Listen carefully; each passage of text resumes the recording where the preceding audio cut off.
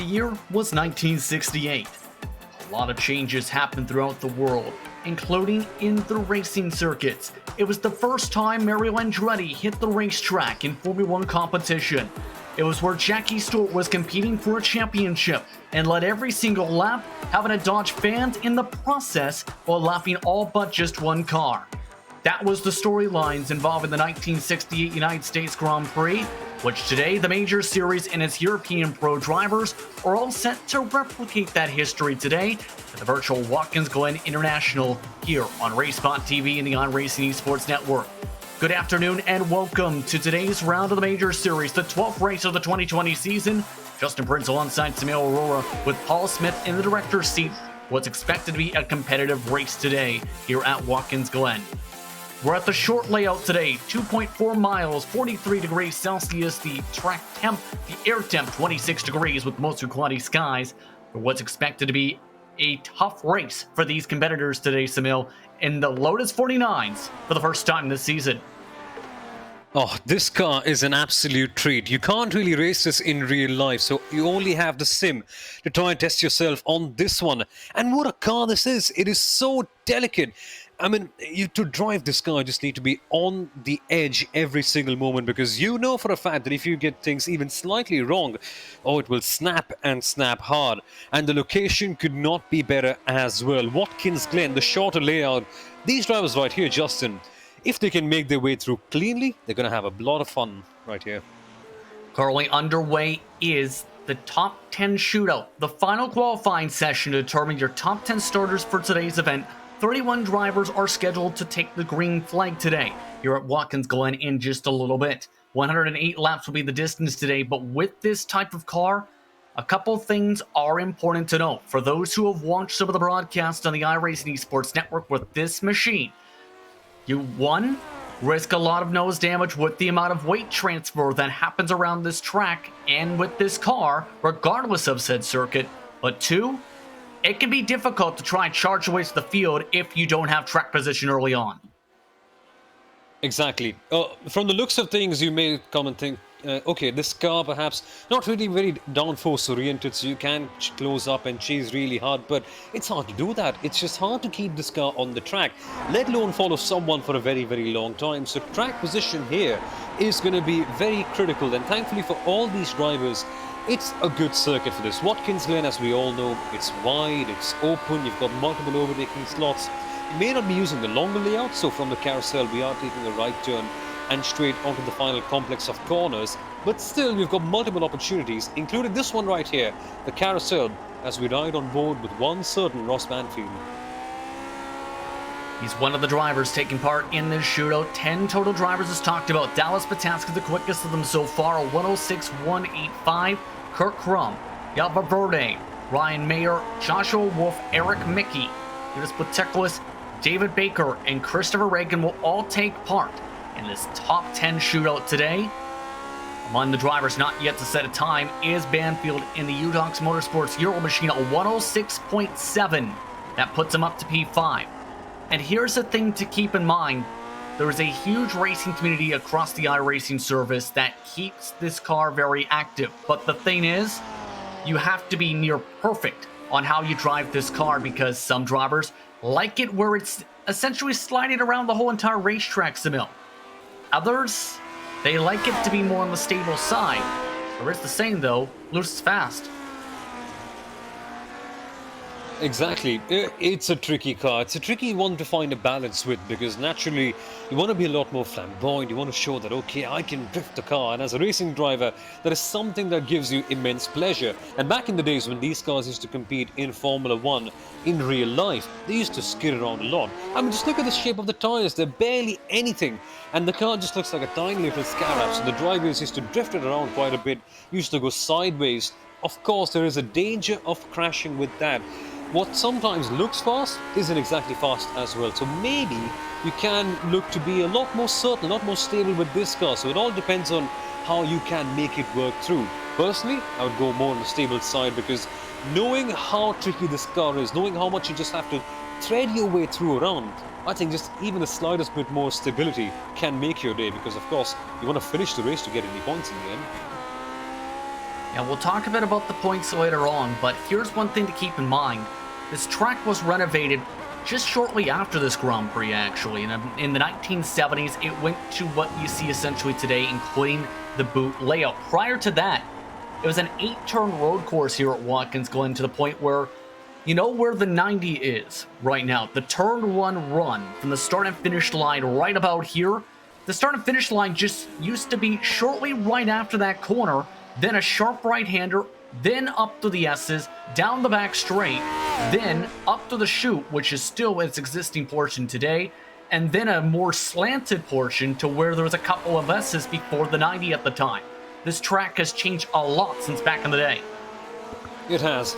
The track has changed a lot, but the perils are just the same. Because, of course, around here, you've got no gravel traps and no silly things like astroturfs or something quite like that. So if you go wide, you are simply on the grass and your race is well and truly done. I think the only place where you actually have a little bit of astroturf on the exit, or the runoff on the exit, I must rather say, is turn number 1, because you've got a slight bit of runoff on the outside.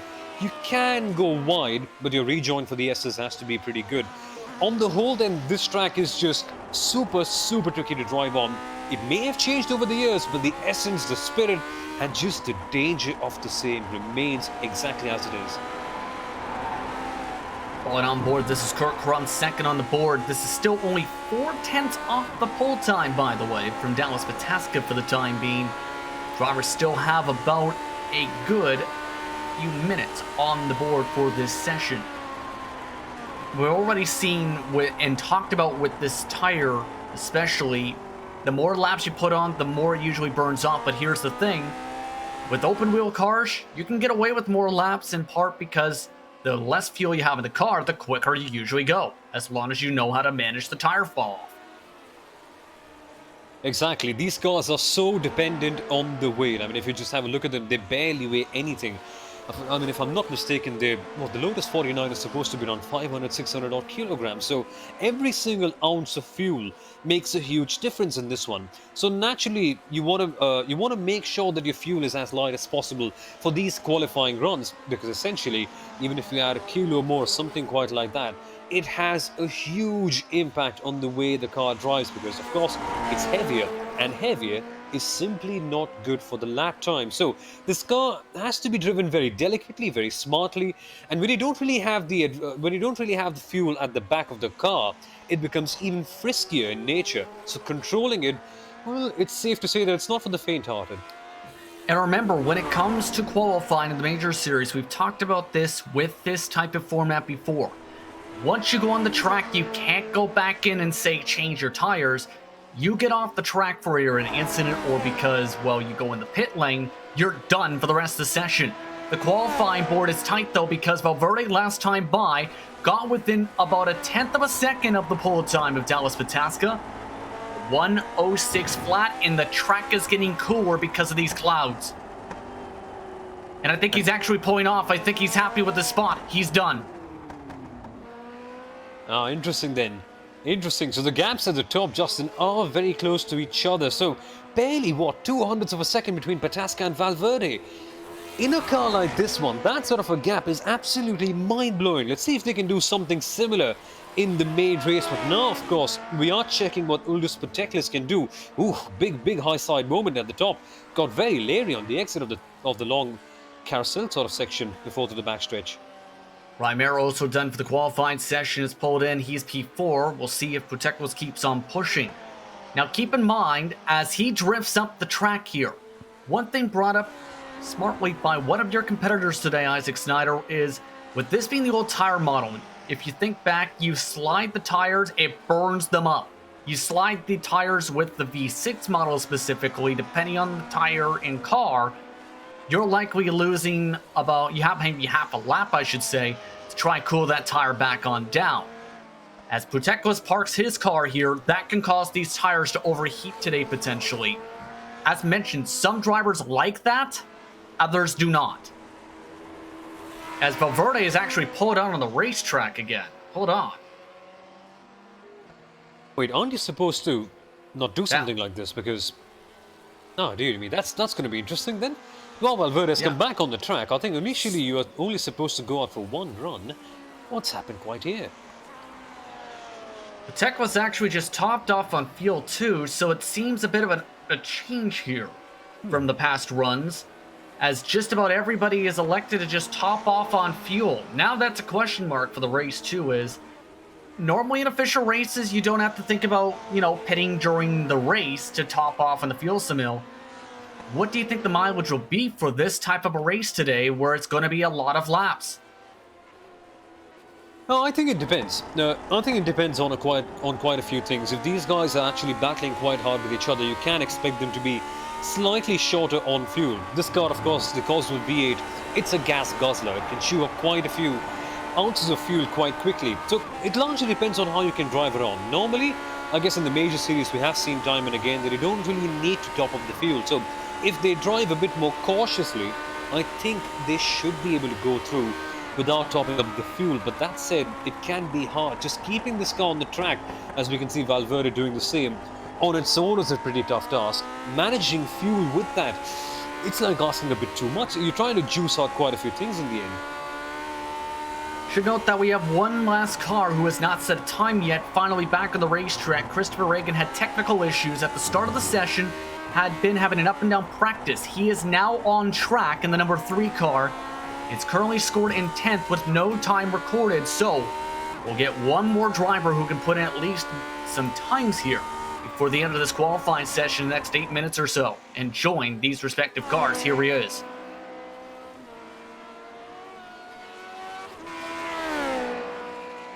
He only went off into the grass that time, coming out of the outer loop and trying to go through that carousel as he goes through 6 and 7 here. Was one of the top 7 drivers in Q2 this week.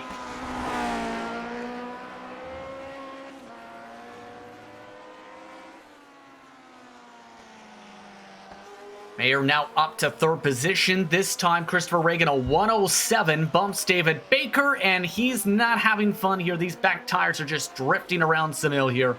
Once again on Reagan's car. He had an up and down few laps of practice where his fastest lap was a 107 flat. Another change, Pataska in the 105.8s now. Interesting then. Dallas Pataska pushing the bar upwards, showing Juan Valverde that there is more to be gained at this particular track in this particular car. These two guys have been going at it against each other for quite a long while actually. And while Valverde actually leads the championship with Pataska, well, he's slightly behind, but when he comes in to join and when he races with them, oh boy, does he put up the fight with these guys. Indeed. Still, 9 cars are on the racetrack trying to record times here. Reminds that live timing and scoring is available today for this event at RaceSpot TV/timing2. Keep an eye on where your favorite teams and drivers are throughout today's race. So the fastest time on the board, a 105.898, Valverde a 106 flat. And this is now the word getting from race control, believe, where they have elected to tune something that they had not done for previous races this season, where you can now pit and go for this race today. You're just not allowed to quick tow back to the pit lane in qualifying here. So in turn, if you look towards the pit lane, some of the drivers are actually completely changing their tires here. And that's interesting because, of course, with this, the tires can be burned up quite quickly, and in qualifying, you just want that little bit extra, the extra bit of performance. And sometimes drivers are willing to go to different lengths altogether to gain that extra pace. So naturally, if they get the chance of getting new tires in, why not? They'll go in, top up their fuel, get the new tires, and they will hope to set better lap times. And as you mentioned, Justin, the cloud cover had increased briefly. From the looks of things, it seems to have gone over, so naturally, the track temperatures may have risen that little bit more. And that could be a bad thing for the drivers if they want to improve in their qualifying lap time, actually. See if draft also factors in here. As you see cars up in front of Valverde right now, that is Christopher Reagan. It's the hot lap coming up once again, coming out of the lane. See how much traffic also plays a factor, though. That could be something to keep an eye on throughout today's race, as in some of the Grand Prix Legends races, it has caused a little bit of chaos if you reach them at the wrong spots at some tracks. Exactly. Watkins, Glen may be a wide circuit with multiple opportunities to pass the other drivers, but you get the other slower car in the wrong place, and boy, do you end up losing so much time. We come for Valverde on the shoot. Has a nice, good apex. Look at how much the hands move. Look at how much you have to work on with this car. It's consistent hard work. You can't just calm down and relax in this one. Even on the straights, you go beyond 8,000 RPM, essentially, you're gone. Valverde trying to make his way around the final section of the racetrack down the front stretch. Needs to gain 0.2 of a second to try and take the pole time. Not quick enough in the first lap. May take a couple laps to get going. He does have less than 4 minutes to go on the board. The time is running out for Valverde, it seems. Taking a look at Dallas Pataska, he's again back on the racetrack and did a full tire change and added a ton of fuel. 46.7 seconds was in the pit lane for the number 23 machine. Needing a strong run today with the championship, Samil. Yeah, he does. Dallas Pataska really needs a big run for this because Pataska currently finds himself all the way back in P number 12. And you might be thinking, how did that happen? Why has Dallas Pataska not been able to be up there in the championship standings? Well, sometimes it's just a bit of bad luck, and also you have to factor in that he has started only 10 races while the others have gone for 11. So keeping that in mind, Pataska has lost a fair bit of points, but he's got the pace whenever he comes on, and he's put in a good lap. But is it better than the past one? It's not, it seems. No. 10th off, in fact, it was. He is in 12th, by the way, in the point standings entering today with 1 victory and 5 top 5s. Ryan Mara, meanwhile, he's been someone who's also been making some starts in recent times. Started with the dominating run of the dirt tracks, did well in the Silver Crowns, and now looking to carry that forward again to open wheel racing once again. It's been a dominant stretch the past month or two for Ryan Mayer in this series.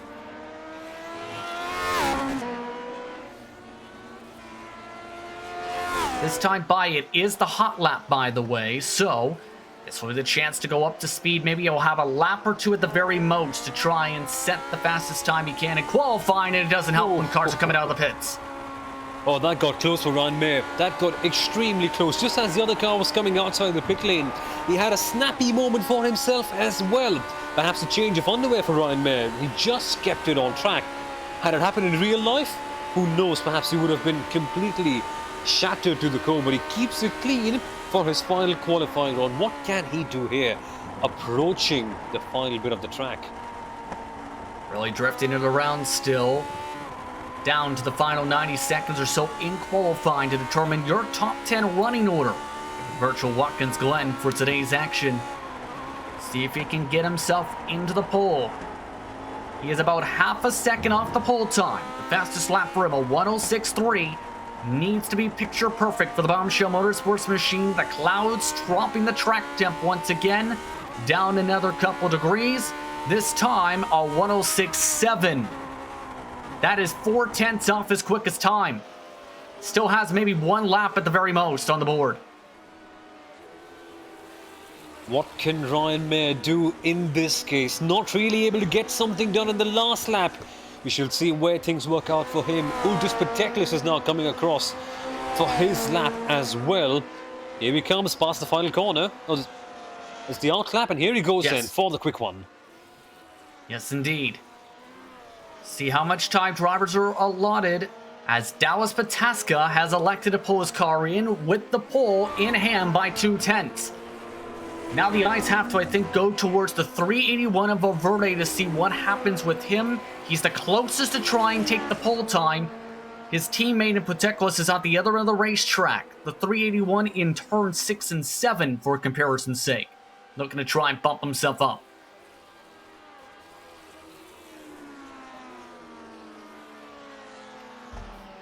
Puteklis, no drafting help at the moment on the track for the kinetic machine. A 106.2 for Valverde at the end of the circuit as the checker flag waves. Final laps will now be taking place. Puteklis will complete his lap this time by.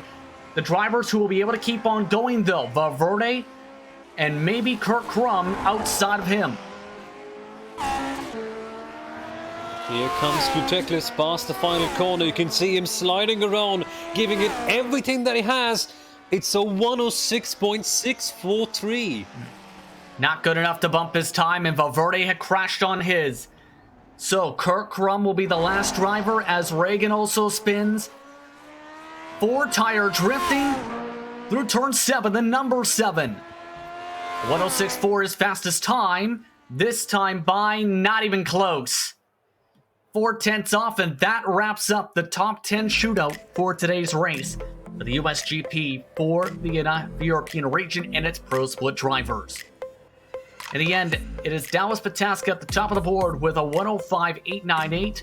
Valverde, Mayer, Krum, Banfield, Puteklis, Wolf, Mickey, Reagan, and Baker end up being your top 10. Big separation though, showing the differences in driving styles with this car. Upwards of about 2 seconds nearly is the difference between the pole and the bottom of the top 10.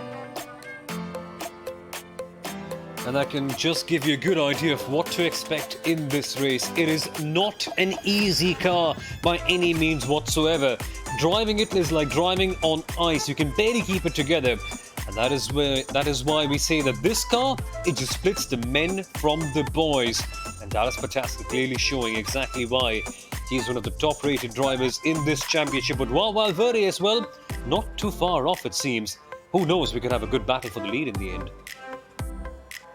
Indeed, here, Bombshell Motorsports machines in Ps3 and 4 as well in qualifying. Still, a few minutes before race time. Let's take a look at the championship standings where things are tight, by the way, after what was, how do we put this, a chaotic race in the Silver Crowns. 68 points to separation now between Young Valverde and Ross Banfield for the pro standings. Riley Thompson, strong race and strong event overall at that time. He's now in P3, 161 points behind. Kurt Krum, Eric Mickey, Joshua Wolf, Dawson Brock, Travis Henderson, Trevor Bobrovsky, and David Baker, your top 10 on the board. The top 4 fight, I think, could be very busy today. Most those drivers have combined this season for 7 of the victories on the campaign. They have had a strong showing at the very top.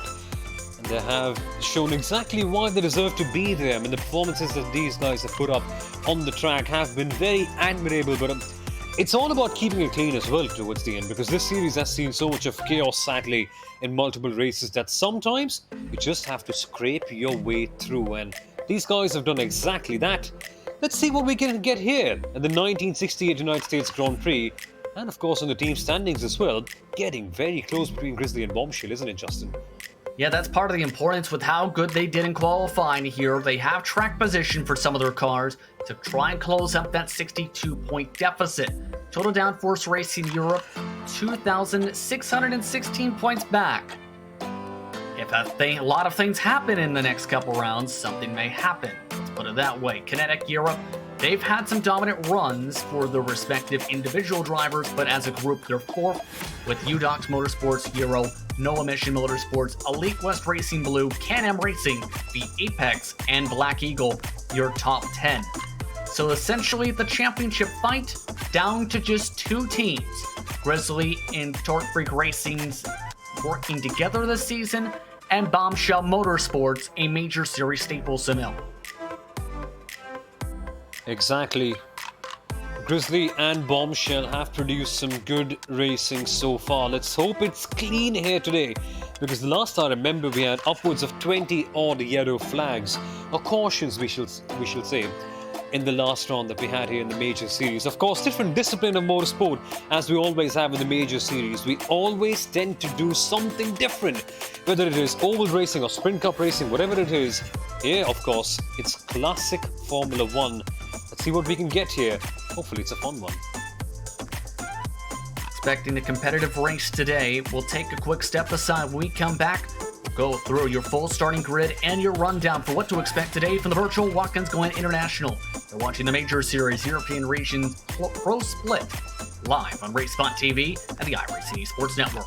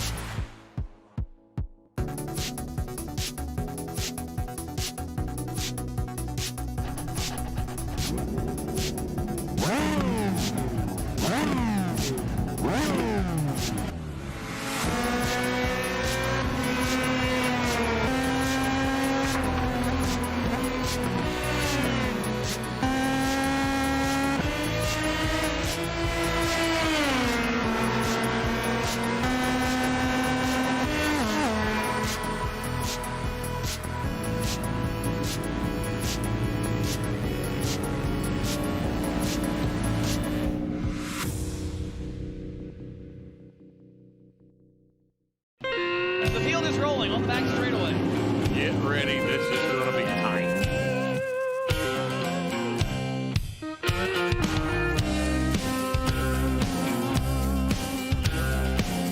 Out of turn 4, ladies and gentlemen.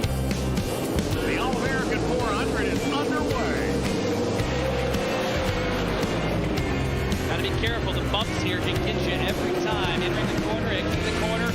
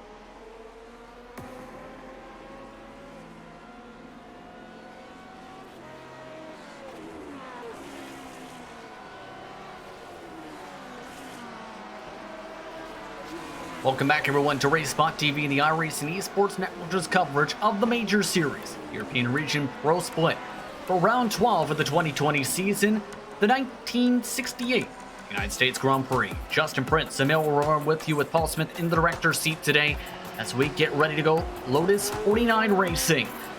It's the third to last race of the campaign, one which has seen NASCAR races in the stock cars, races in the Audis, IndyCar racing and a couple different chassis, supercar racing later on, and Formula 1 racing, and don't forget about those dirt cars in the Silver Crowns. It's been a season where there's been a lot of flexibility as to be expected with the Major Series, but today could be one of the most difficult races the entire season. Here's Samil today. Indeed, these cars, the Lotus 49, are not for the faint-hearted. I mean, if you just kind of take a look at the drivers who drove this car back in the day, Jim Clark, Graham Hill, all the legends of the sport, they just have to drive this car so difficultly. I mean, it's not an easy car to handle for sure. No aerodynamics, barely any mechanical grip with the size of the tires. It's all just key driving abilities that come into perspective in this case. And the nature of this track as well, it makes it even more complicated. So just getting the car over the line to the checkered flag in the end, that for me, Justin, is going to be a big achievement.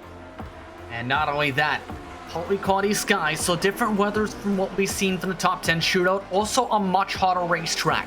It's also very windy right now, up to 19 kilometers of wind gusts, up to 19 miles an hour in wind gusts as well.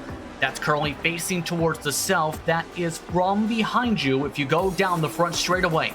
So the wind could be also a factor today here, Samil, where it could cause a lot of wind gusts and cause some turbulence for some of the slipstrings portions. Oh, exactly.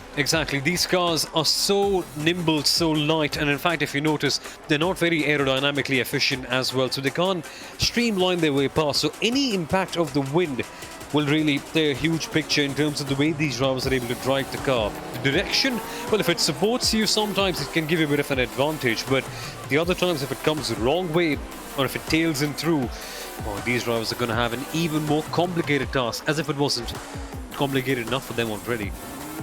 In some time, when we get the green flag, will be just past 3 p.m. in Sim on iRacing Day, May 15th, 2020.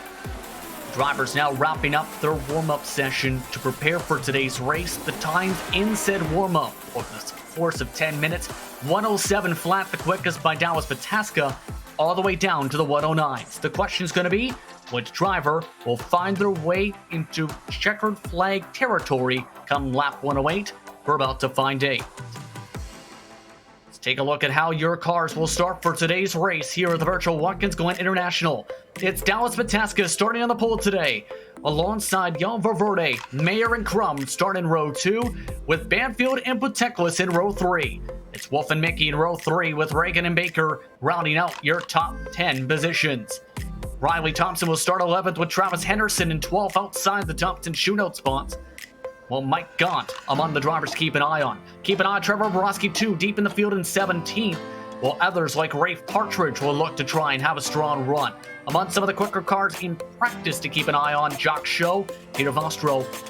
That was round up your 31 entries, standing start, all set to go for the virtual Watkins Glen International. The engines are roaring, the lights are out, we're underway from Watkins Glen. Oh, and Ross Banfield didn't get going as they're 3 wide in the middle of the 90. Drama at the back, few cars being pushed wide onto the runoff initially, but at the top it is still Dallas Pataska doing a good job in the lead. The two bombshell cars are closing past as we get to the S's.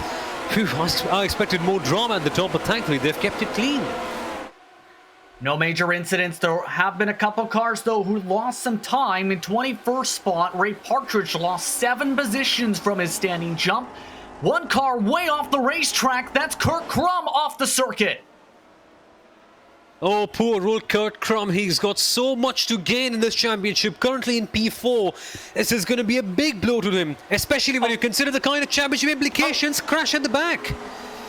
That is Richie Hearn, believe. Riley Thompson also at the back of the field now. Henderson and Darwin Mites, who is making his 7th start, also involved in trouble. Remember, no bus stop. This is full speed into the carousel. That car sent behind full speed while the others piled up in front too. Oh dearie me, this is exactly what happens with the Lotus 49s, just the gentest bit of contact. And boy, the car just keeps on flipping and flipping and flipping, and the damage is astronomical. Oh man, that's a race gone in 1 second, isn't it? Yeah, those drivers already with significant damage. There is a fast repair today and a 26-point incident limit for today's round. However, they're likely out of contention for the win. Jock Show, Riley Thompson, Richie Hearn, and Trevor Borowski among the trouble spots as everyone goes wide in the outer loop again.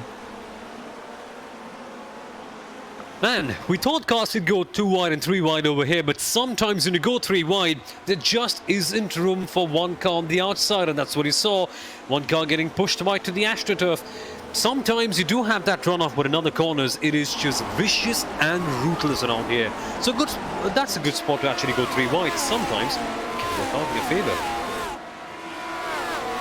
Possibly, but of note, your leader is only up by 3/10 and more contact.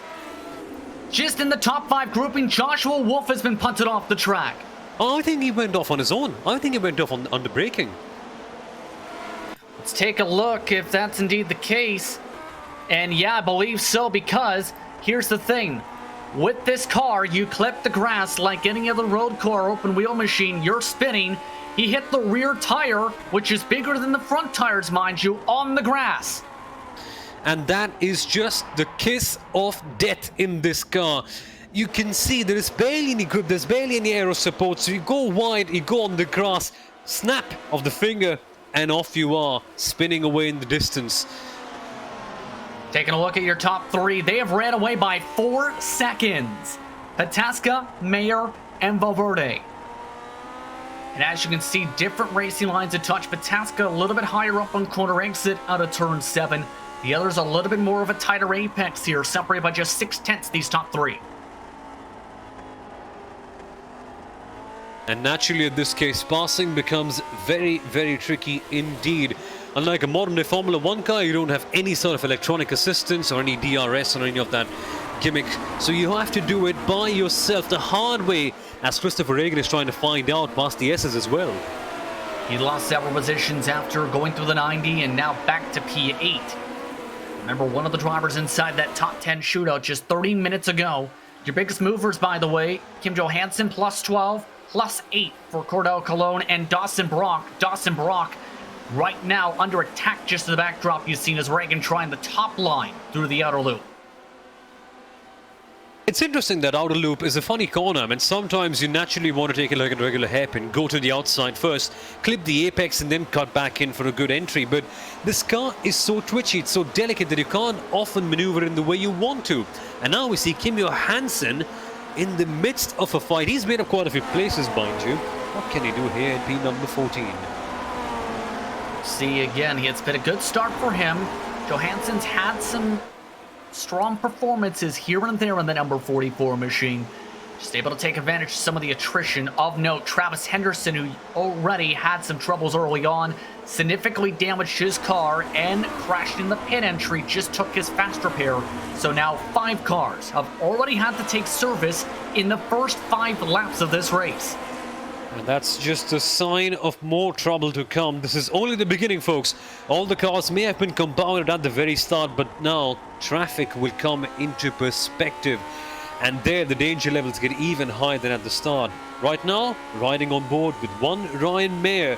He's looking to make a move on Dallas Pataska, but it just seems to be slightly half-hearted from the looks of things right now, Justin. Well, one of the main things, too, is a lot of drivers may elect to save fuel, right? And potentially ride on behind and then lift a little early to try and go that little extra push. These drivers are running some of their quickest laps of the race, by the way. In the 107 3s to 5 still. Valverde just set his personal best so far, for example. So it's interesting to see the drivers pushing hard right now, trying to gain as much as they possibly can. You would want to do so. It's a hard car to make any overtakes with. And the more positions you get at the top when everyone is bunched up, the better it can be for you. Ah, look at this. He's getting closer, Ryan May on Dallas Pataska, looking for a move, Justin. To the inside he goes.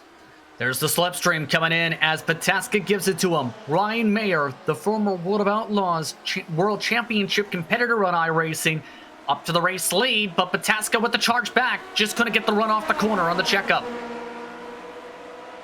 Is he going to be more aggressive or is he going to be more calm this time out, Dallas Pataska? From the looks of things, he's going the calmer route. He waits behind, and that is something he would want to do in the long run, Justin, because eventually, even though the slipstream effect may not be as big as, say, in a modern-day Formula 1 car in this, you can still save up on a lot of fuel by just staying behind and lifting. And it goes down as well to what we discussed when it comes to the lighter the car, the faster it goes. New purple lap on lap number 6, coming to lap 7 for Ryan Mayer on that pass of 107.2. And this will only continue on as these runs progress, as the fuel burns. By the way, track temp also up 3 degrees Fahrenheit. Ah, so that's interesting. So although the temperatures are rising, the lap times are getting ever so quicker. Remember, it was around 8 degrees Celsius hotter than 8 degrees Fahrenheit, I beg your pardon, hotter than it was in the qualifying right now. And then you add 3 extra degrees to that, and the drivers are still going faster. It's amazing, isn't it? Well, the cream rises to the top, so to speak, in talent. Exactly. Kurt Crum, by the way, is in P4. You see in the backdrop, but is trying to keep a cushion on Ross Banfield, Eric Mickey, Buteklis, Reagan, and Snyder, who are all in a little bit of a slipstream chain.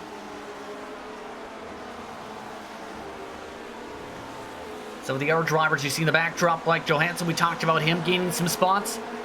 Was just in the mix of 3 wide, in fact, going off the turn 6, and they are still scrapping for 14th. Oh my giddy aunt, it's getting ever so close with these guys side by side heading towards the 90 using the slipstream. You could see a longitude on the inside of the first corner. Ah, gets close, but not close enough for a move, it seems.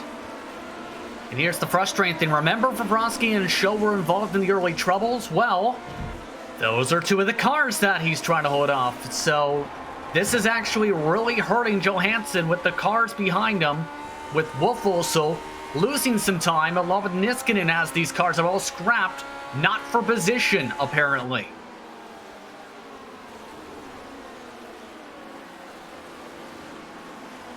And off the racetrack there, 1 driver up the racetrack.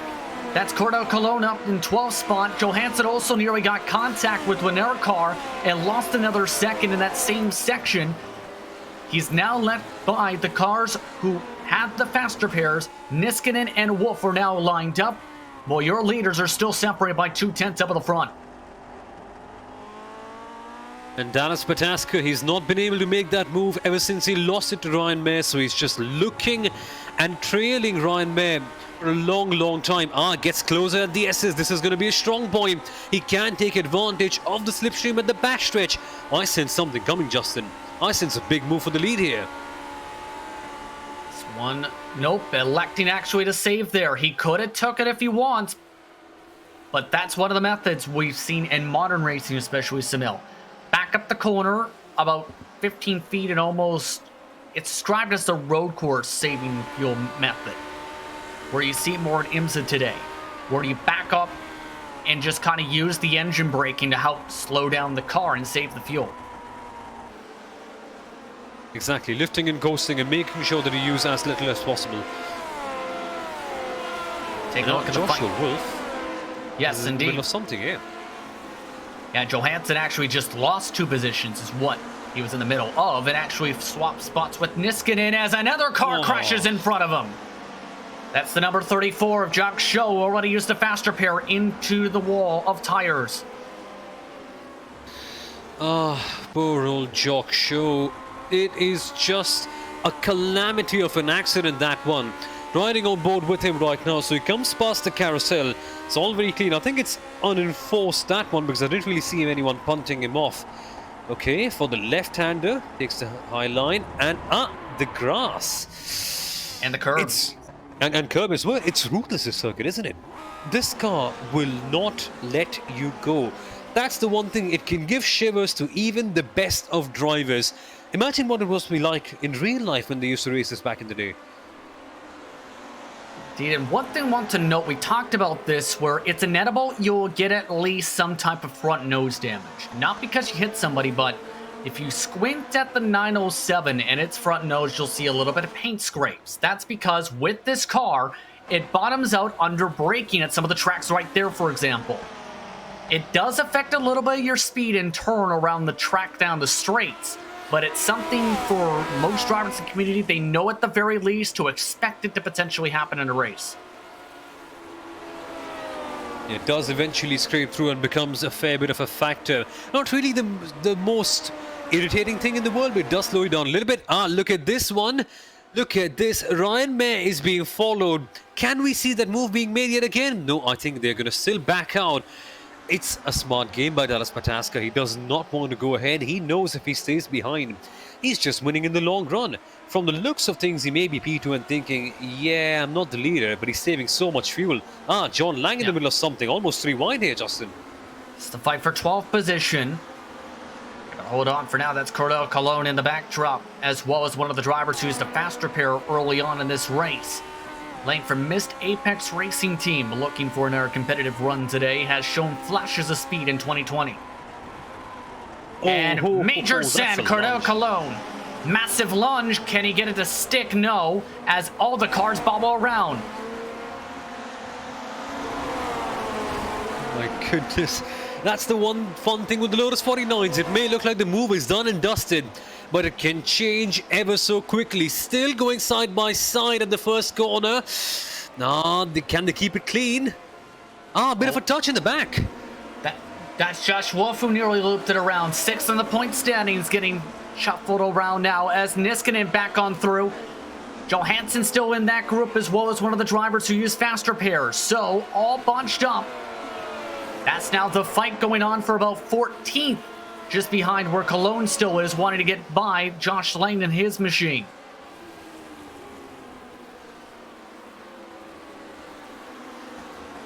And even though it may all just be in the midfield, the battles are ever so exciting. Cordell Colon looking for something on John Lang. Makes a touch, I guess, and loses time. So I guess Cordell Colon has fallen back a couple of places with that incident.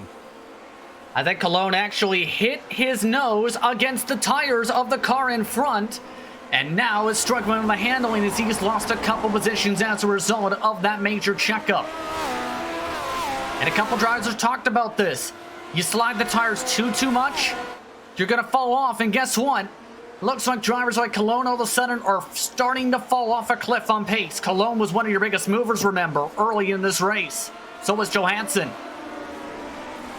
That's what happens if you push a bit too hard. The working life of the tire may go away ever so quickly. Remember, folks, it is not a sprint race, this one.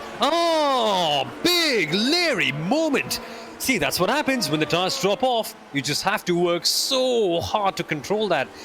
Wow, that reminded me of a certain rallycross rally driver from the UK. Meanwhile, the Eastern Europe club driver, Peter Bostro, having a rough sequence in the 90 once again. Let's take a look towards the back of the field at the moment, and another example of some of the massive fall-off and handling issues. If you're in the good group of drivers who are confident with this car, barely any fall-off, this group is up to 4 seconds, in part because of stuff like this. Well, you need to do some Colin McRae level driving over here to keep this car on the track. Let's take a look at the race leaders again. As mentioned, there has been a switch for position. Dallas Pataska with Ryan Mayer, and Mayer now trying to peek his nose big time all of a sudden here.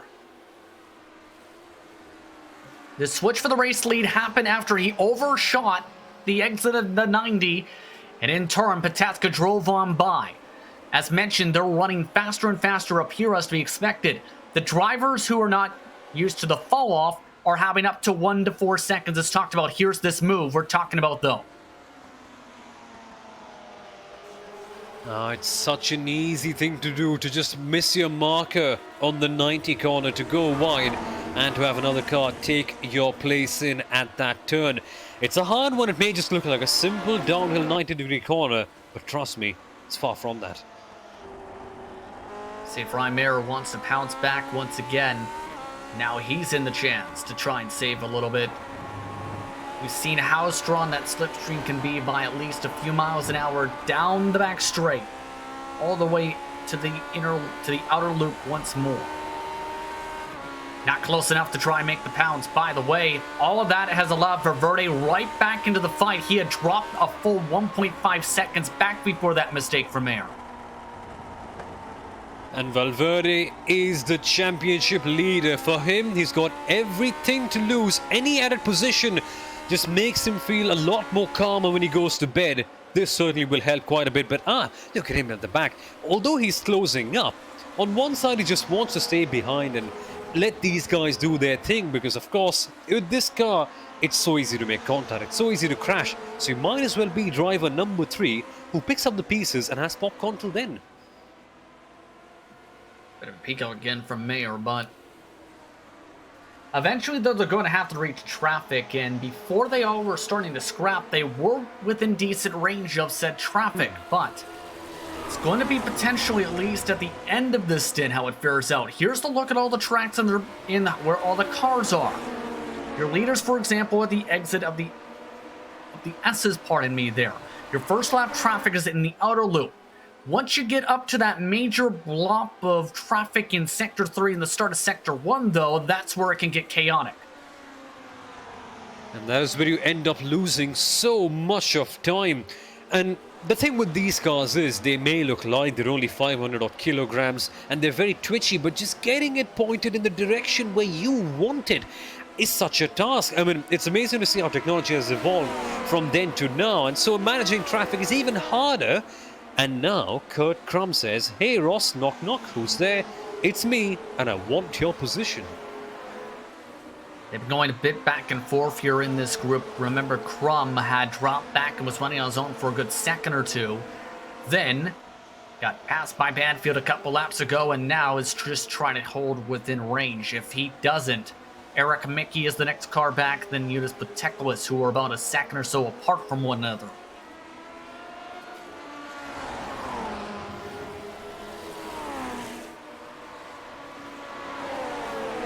Big slide, big slide. Big oversteer moment by Ryan May on the exit of the S's. That's what happens, right? This car is a thriller. There's never a moment of calm or peace in this one. Change for the second position. Valverde was able to get a pass on Ryan Mayer after getting a huge burst of speed down the backstretch. The downside, that pass exchange cost them some time in the outer loop. You can see much slower out the S's was Mayer. This is now a full second back of your race leader as a result. So nice and easy there for Valverde. Slides up in.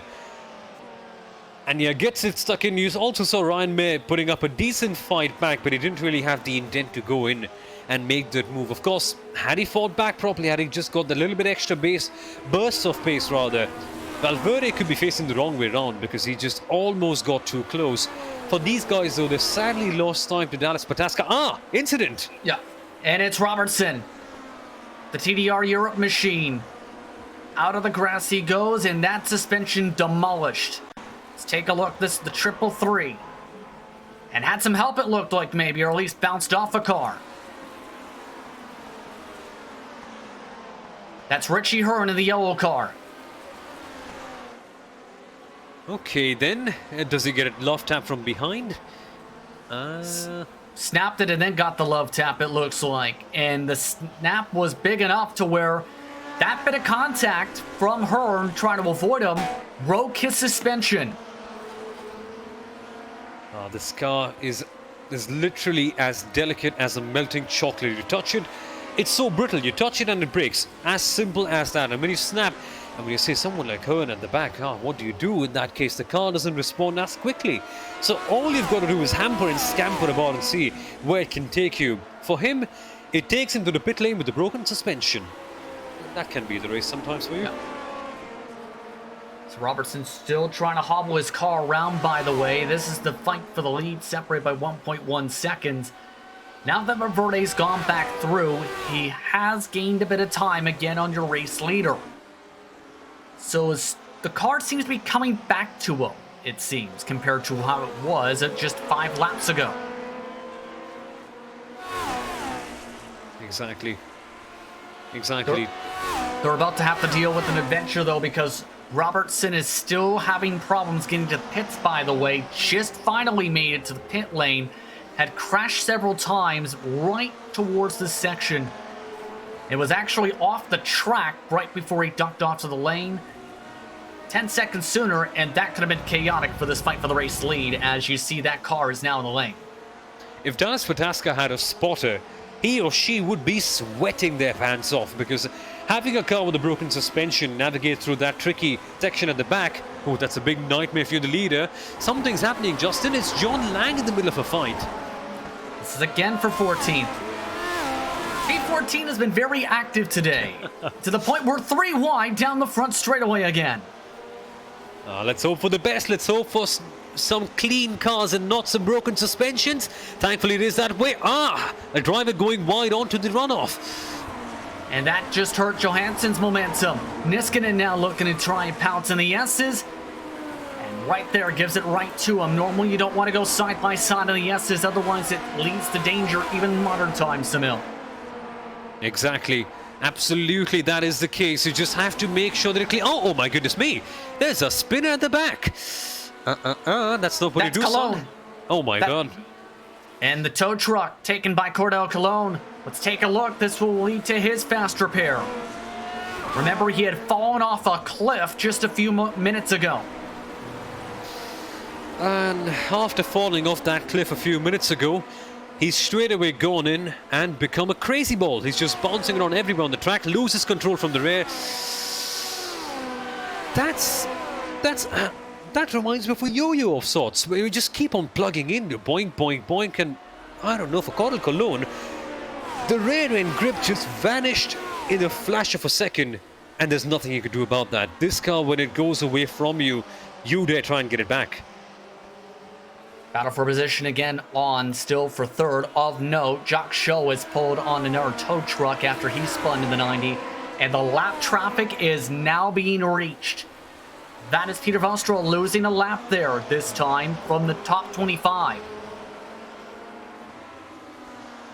And now then, this is where the real trouble begins for Dallas Pataska.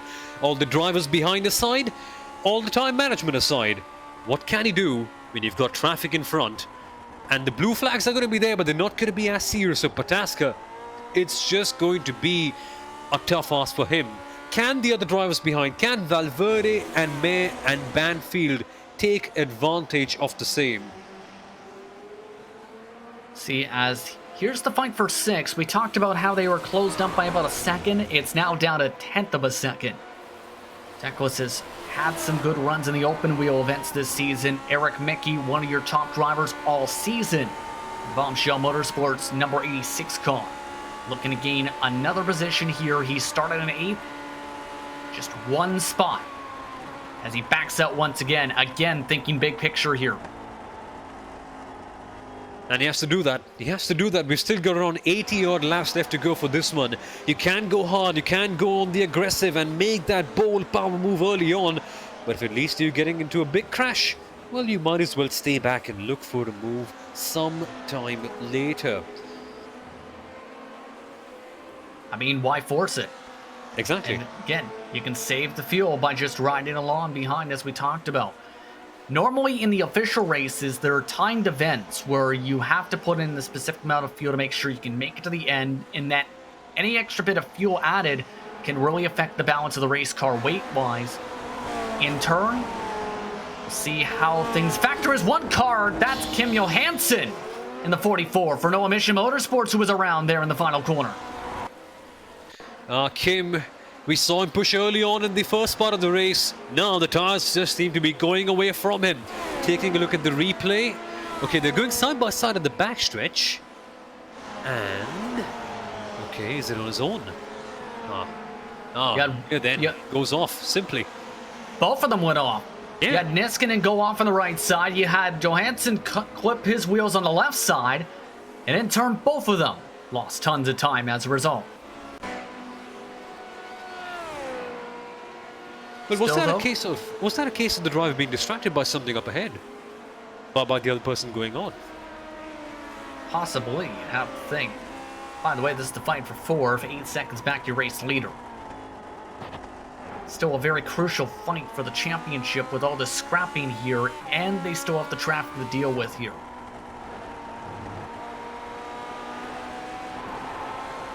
Powering off from the S's comes Kurt Krum. You can see him cutting through a little few corners here and there, past the lap traffic.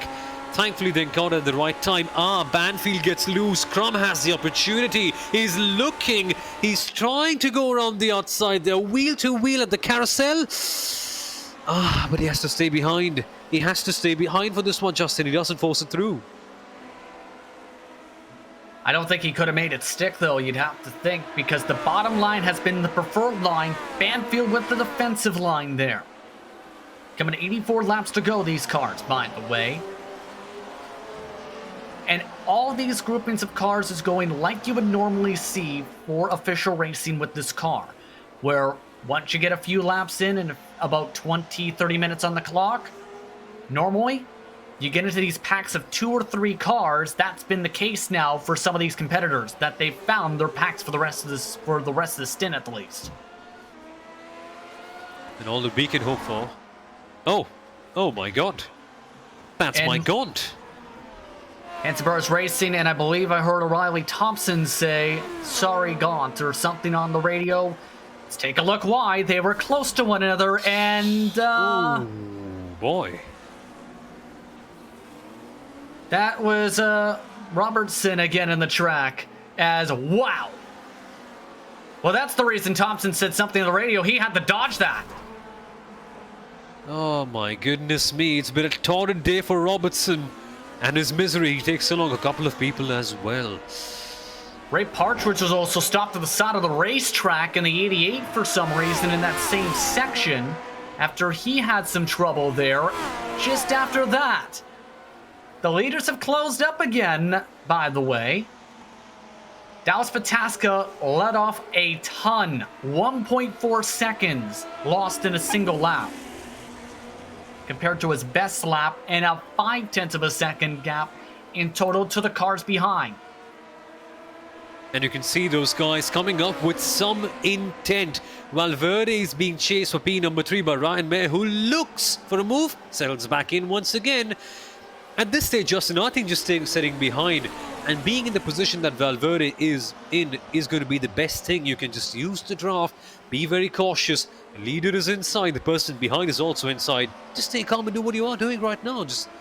I think it's the best way for him to be in.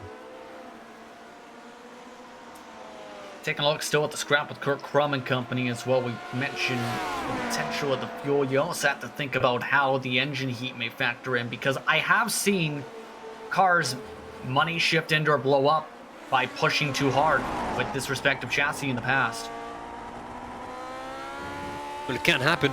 Back in the day, cooling and all those other systems were not as sophisticated, so you have to be on the edge, but you also have to manage the car efficiently. Remember, the 1960s, not really the fondest of times for reliability, so for these guys as well, it may be on the sim, there may be no parts breaking off or something like that, but you still have to cool down your tires at times, cool down your engine at times.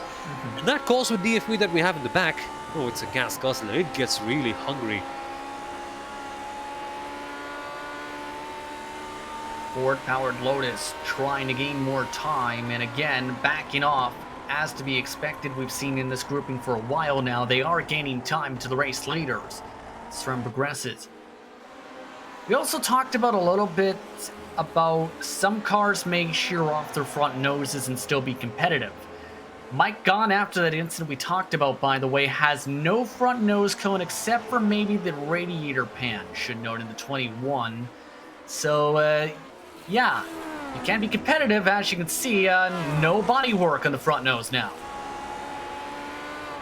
Well, that's a fairly rudimentary way of driving your car, isn't it? But the speed is still there, it seems. I mean, I've seen someone, when calling a race for GSRC for one of these types of races, one of these cars with damage like this, finish in the top 10. It takes a lot of driver skill to be able to do that, though, at the same time, because it's a car that lends to skill of the driver, not just the skill of the builder, so to speak. Well, let's say they were limited by the technology of the time, let's call it that way, and it was a revolutionary chassis back in the day, as Kurt Krum is trying to explore the limits of that chassis to go down the inside and get the move for P4. Can he make it work? Made tire contact. So the 777 nearly bumped off by the left rear tire of the number 7. Sheesh, speak about having a lucky number, the 777 being pushed wide, but still on the track. Well, that's some sort of adventure for you if you could ever ask for some. So you can see the 777 going to the outside line, leaves the door open, not really by choice, I must say. So gets to the exit. This is where it tightens up, makes contact. Wow, put him in a rally car, and who knows, he'll end up being the driver of the day. Keep the car going though, and still top 5 for those respective drivers. It's about a second in exchange. Meanwhile, the race leader has already gone through some traffic. Your fight for second also has a lot of it ahead of it. Ryan Mayer, the chasing car, Valverde, the car in front of this pack. And now they come up to the most dreaded thing in the history of road course racing, lap traffic. And these guys, well, put it simply, they wouldn't want to move out of the way if they could, perhaps, because sometimes for all the lapped cars, they are just, I mean, not in a disrespectful way, but they are just so slow in comparison. I mean, we saw the gaps in qualifying, 2 seconds between the pole sitter and the top 10. Now, when you could put that in with the lap traffic, it becomes even worse. So for some drivers, yeah, it becomes a proper headache. They just want to put their head off and scratch them away. It's just that frustrating in the end. So where's the best sections you'd want to reach traffic, by the way, as Snyder, by the way, has gained a position with some of the traffic up the road? Frankly, it has to be on the exit of this particular corner, the final one, because you have a short run down to the 90.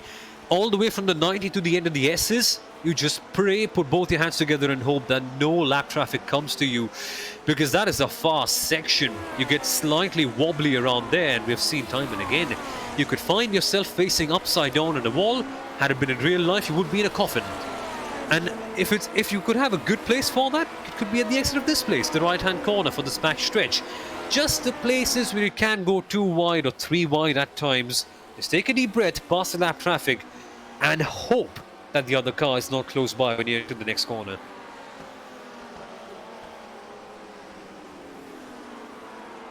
Should note that there are position battles across this track still. We mentioned the battle for 14. For whatever reason, John Lane and the number 14 in terms of positioning, it's been one of the crazier spots of the race.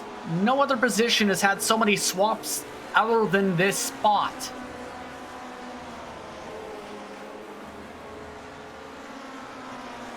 Currently, by the way, that's Marcus Niskanen on the drive-through still after he had lost that position before. After, well, he made a mistake. It seems like no one wants to be in 14th, especially with bobbles like that from Lane. Here comes Niskanen. Lang had a bit of an error coming off the final corner, just got a little bit wobbly at the exit, but he still keeps the position. I'm not sure if I would want that, because in the long run, of course, you want to save fuel, and you can come up to me and say, hey, Sommel, you're just too boring. You can always keep on talking about fuel saving, but it's a significant factor towards the end. You can only earn points if you finish the race, and you can only finish the race if you've got enough fuel in the tank. Oh, ho, ho, Niskanen! Keep it on the track, buddy! Keep it on the circuit! Sheesh, that got risky! I got a little tight there and lost a little time. Still okay for the most part. Should note for the race lead group, Itasca with the traffic gained another 2 seconds. Kurt Krum and Ross Banfield are now reaching that said traffic that built the buffer point for the race leader. And now for them, it just gets ever tougher with the lap traffic. Oh my god. That's Tom Drellin trying to move out of the way and does. Out of a little bit as Krum goes defensive. Same thing that Ross Banfield had done. These two really not wanting to let each other go here, it seems. And as you mentioned, Justin, that's what happens in this kind of race. They just form backs of 2 and they stick by. Take a look at a race replay. Trevor Brodsky is now out of the race. He's joined his technical alliance mate in Andreas Robertson. This is why. Remember, he's used a faster pair already in this race. Okay, so from the looks of things, Wawrowski is having a lovely, beautiful drive in Watkins Glen Sunday evening. Bang, off it goes. It's a violent crash, this one, isn't it? And let's say it just has to do humour sometimes. That's basically throwing your race wheel outside your window.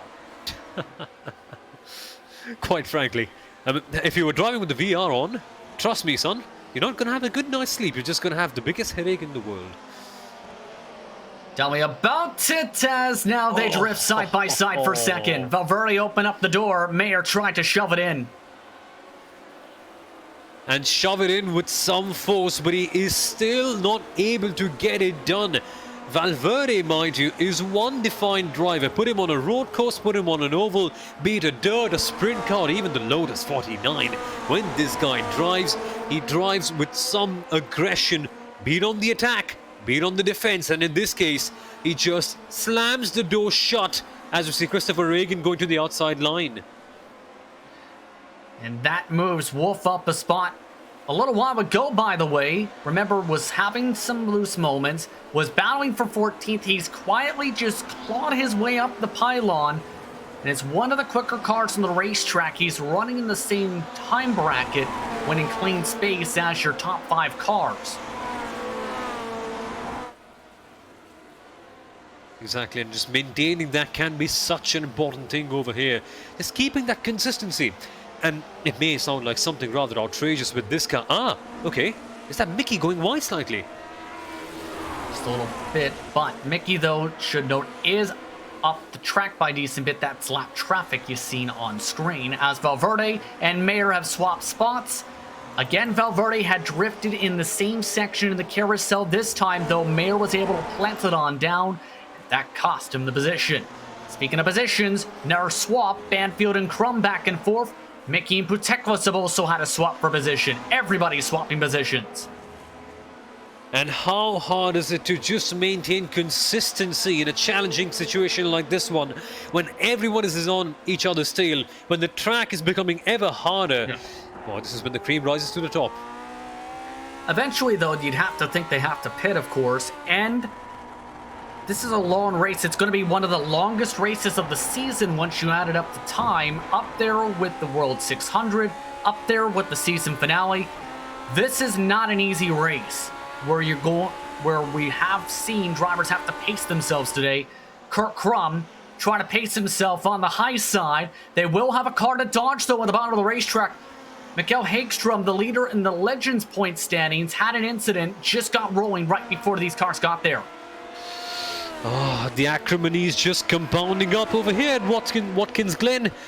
Man, things are going to get rather dramatic. The 777 is being chased hard by the number 7 car. Boy, boy, oh boy, oh boy. Ross Banfield facing himself in a tricky situation. What can Crum do? In fact, there's more battles in the back. Joshua Wolf in the middle of it. Yeah, that's Christopher Reagan. He does not want to give up 8th spot. Again, sticks the bottom, and Isaac Snyder is now in the fight. He was the driver who talked about the tire slippage, has been trying to keep the car stable in the 108s. But right now the car's in front, well, they're all over the track right now. Absolutely all over the place, and that is something you expect with the Lotus 49s. You can go slippery, you can go sideways, and we are seeing just more of the same on the circuit as well. Looking for a lunge that is in the top, down into the 90 corner. I don't think the move was made initially. We're seeing quite a few people run wide on the AstroTurf. You normally don't want to run wide in turn now. They'll line back up potentially for the slipstream. Back and forth again between these two up for 4th. They do have Hagstrom, as we talked about, from that mistake earlier. That is a good 6 seconds from the 6th and 7th spot battle, and a good long 30 seconds or so maybe to the battle for 8th on back.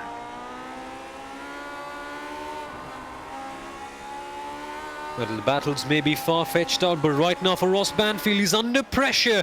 Oh, almost 3 wide. That was lap traffic in the middle being involved, but Kurt Crum and Banfield, oh my goodness me, Banfield is that, getting slightly ready at the back. And they're going side by side. Getting through the S is not what you want to do at this part as Banfield backs it out of the gas. Wow.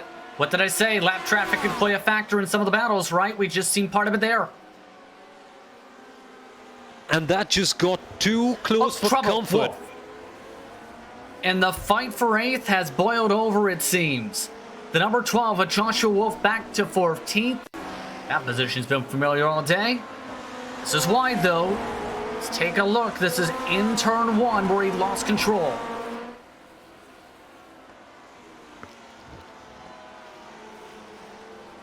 On the entry, scraping the nose at the back, and it's just a common train. If you just put your wheel on the grass, there's not much you can expect apart from facing the car the wrong way round. This bottom out effect causes some trouble. Meanwhile, the battle for 4th, yet again, back and forth. Back to the cross. Crumb to the bottom. Banfield back to the spot he was before the move. Keep it going, folks. This is just piling up the entertainment levels here at the Watkins Glen circuit. Banfield just having to fight the car as if it's a hungry beast who wants to eat him up alive. The way he's just keeping it clean is admirable, but what's more admirable is the fact that these guys have been battling each other for 38 laps. Whooshy! On the entry, Banfield just almost losing control of the car, and now Crumb will be smiling a little bit because he has just a tiny bit of breathing space with 3/10 of a gap. But that could go up any second, Justin, as we now come across to start yet another lap. Yeah. Boy, oh boy, oh boy, I sense something special coming up for the first corner now.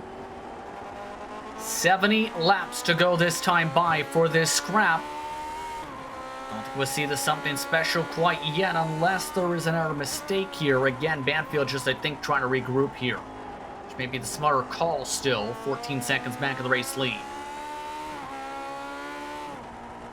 Among your drivers who are still trying to claw their way through the pack, by the way, in terms of the lap times, your top drivers on the board are your fastest cars to be expected. But Niskanen, Baker among the drivers who are gaining pace.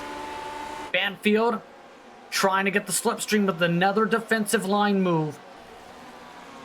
This time, however, just too high up, can't get it to rotate down. He's threading the car across, but not able to get that extra 10% to make the move. He's getting ever so close at this time out as well, but I'm not sure if he wants to. By the way, as you may have noticed, your race leader is setting personal bests. We talked about how if you know how to drive the car, you can run away. Well, guess what? Dallas Pataska has run away.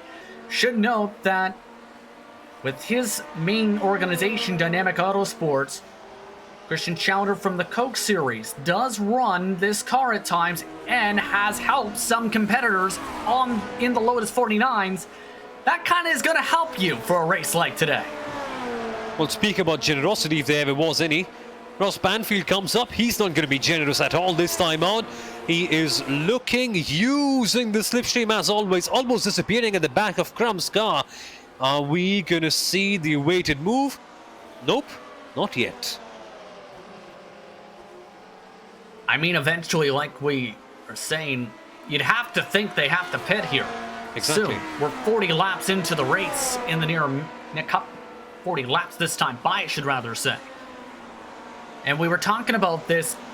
How long do you think they can end up making it on the tank? Because normally you can make it through a normal race, let's say. The most amount of fuel you can add into the car, by the way, this is not including adjusting for the weight, is 39.5 gallons. Imperial gallons, specifically.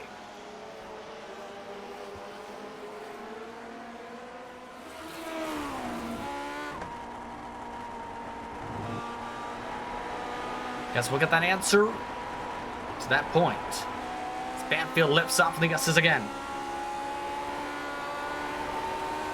Banfield closing up on Crumb right now. These guys surely would have calculated the fuel numbers. I personally, I'll be honest with it, I'm slightly clueless on how long these cars can last, but it can be a factor eventually. Crumb getting a bit leery at the side, Banfield putting his nose all the way through. I've got to wonder, By which point will they start saving fuel now? If that is indeed a worry here for some of the teams who may have taken a couple clicks out to be sure. Andy Banfield's had some trouble now in the outer loop. One of the first drivers a lap down for EV Apex Racing Group Blue. That seems to be on the run up to the backstretch. Banfield coming up across another car. He's going side by side, so that would be something rather clean. I'm assuming something happens on the entry here. Yeah, that was for position and technical issues. You gotta love them. Straight to the wall he goes. Well, it's interesting. He comes all the way back very quickly and turns the steering wheel to the right. So who knows? Perhaps he forgot to brake or something. And that's a scary-looking front end, isn't it? And he's heavily battered and bruised. But good to see him come back to the pit lane without having to take the tow. So obviously something may have broke on his end as he gets his car unbroken. Unbroken. Still looking though as Mayer and Valverde go back and forth. Valverde has been setting lap times in the same realm of your race leader. Mayer, it's not been as consistent though in his bombshell machine in those times. He's gotten in the ones a couple times.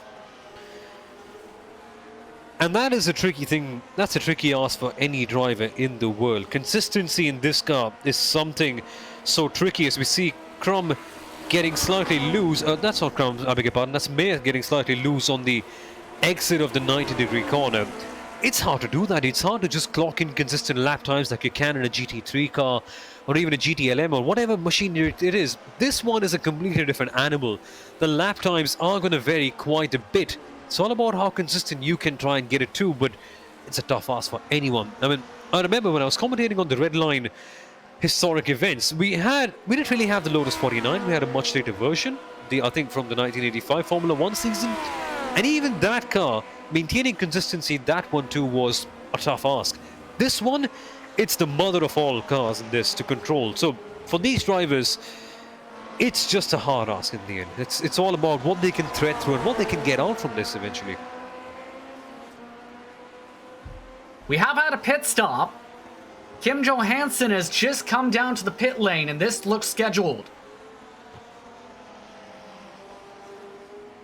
Or at the very least, just said, you know what, let's take a faster pair. That's a 2-second stop. What happened to Johansson to have to take it here? That's interesting. He's just coming out of the pit. Yeah, he crashed in the final corner. That's why. So this wasn't scheduled, pardon. We're on the final corner, coming out of turn 6. He went left into the racetrack and slammed the Arco. Broke the suspension, and that's why he had to go in. This is why you'll see it right on the corner corner entry after clipping the grass on the curb. Well, speak about having a good location to crash. He doesn't lose a lot of time trying to make his way back to the circuit. Straight away, good cut to the right. La la la. Hey sir, I'm coming to fix my car. Well, that was very quick, too, to be able to uncheck everything to make sure that it was only a short stop. Some drivers have made the mistake of a 14-second stop, for example, and accidentally taking tires and are adding fuel back into the car. Still this grouping. And 14 seconds is just like an eternity in this one, especially considering how close everyone it is to their gaps. This one on the train still for P4. 107 flat for Banfield, 107.2 for Kurt Crum.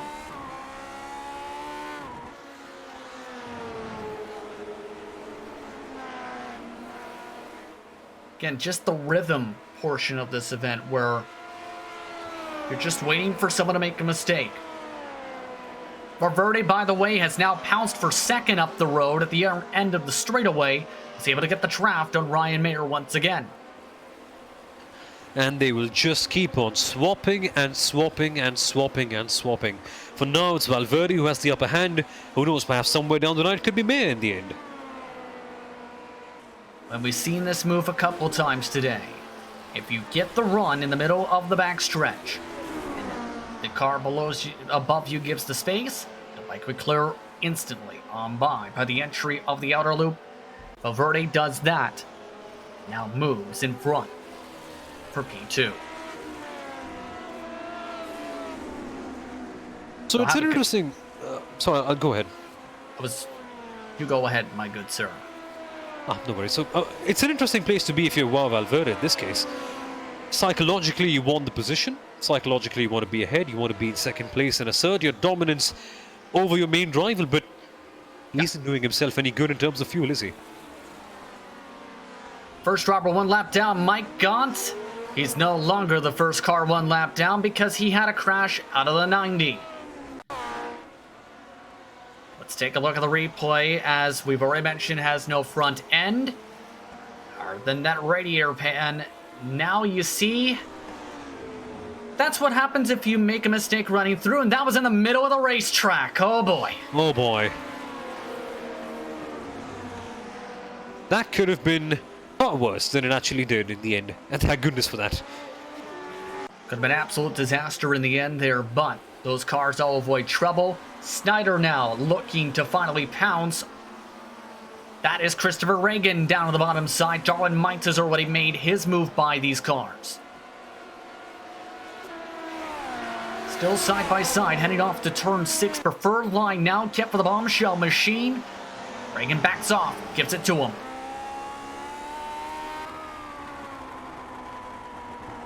And they're getting closer, they're getting more excited. You can see the intensity in the way they are driving, lining up a move then for the first corner.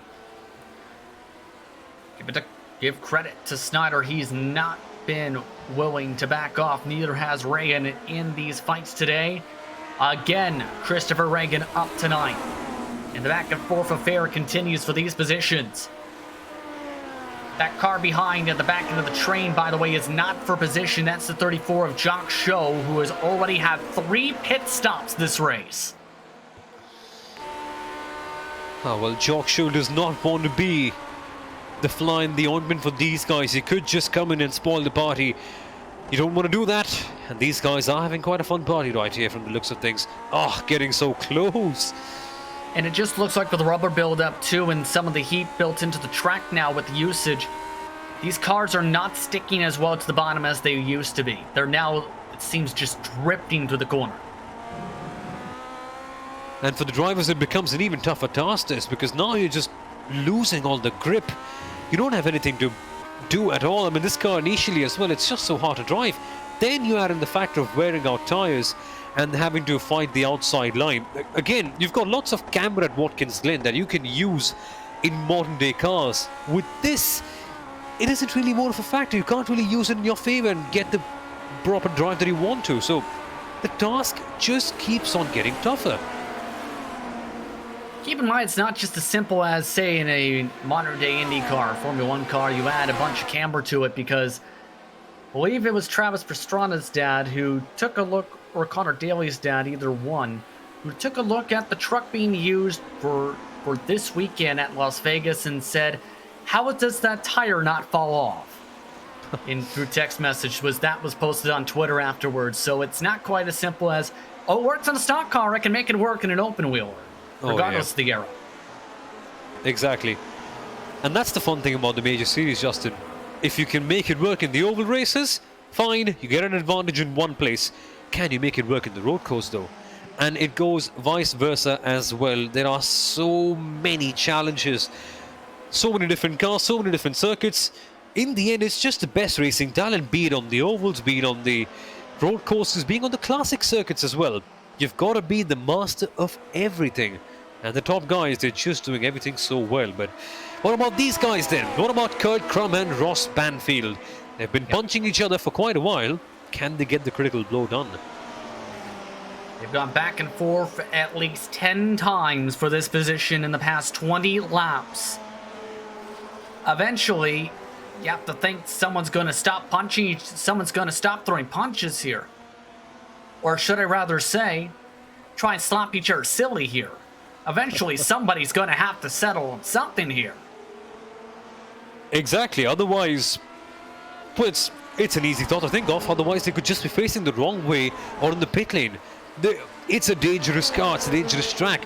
It's so easy to tip over and get to 110% and just end up spilling over. You don't want to do that, you just want to keep it under control. Perhaps this is when the Alain Prost philosophy of driving as fast as you can at 90% comes into play. great point. The 90%, because if you go at 100, say 150%, yes, I know that may sound unrealistic. You're going to overcook the car. You go at 90, you're saving your stuff. Here's your biggest movers, by the way, once again in this race. +9 for Johansson, -5 for Wolf, and around they go for position. And now they all both get the knockout punches blown to them. And they're taking others with them. Puteklit's in the grass as well. The inevitable has happened. Wow, on the backstretch then. Coming across to the final couple of corners. Okay, prepare for drama. Cue the drum roll for the left-hander. Okay, we're slowing it down. Gets stabbed from behind. Shades of 2019 Silverstone. Sebastian Vettel punting Max Verstappen. You see more of that right here, and other cars. That's the most disappointing thing. Your heart sinks when you see other cars who are not really involved in that, just innocently being punted over and around. Boy, oh boy. Take a look at this. Let's take a look at our look. This is the 72 of Darwin Mines. And he's just going along thinking, you know, this is looking okay up the road, and then... Whoopsie. Bye-bye. Right, I'm a head out. That's the meme, right? With SpongeBob. So, a couple different incidents. By the way, Jacques Shaw is now in the pit lane for a 4th time after he crashed twice on the same lap. Trevor Bobrovsky is also still watching along for the garage area, however, has not rejoined the race. Robertson and Cologne, among the air drivers, were out still in this one.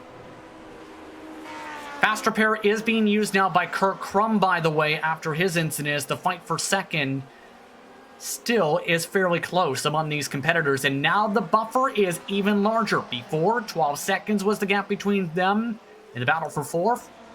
Now, it's around 22 seconds. Both of them, in fact, come down. And keep a keen eye on how they cycle out towards the end. So they do have the fast repair, and track position here can be so critical. And two philosophies here. Krum is taking tires here. However, Banfield is not. Interesting.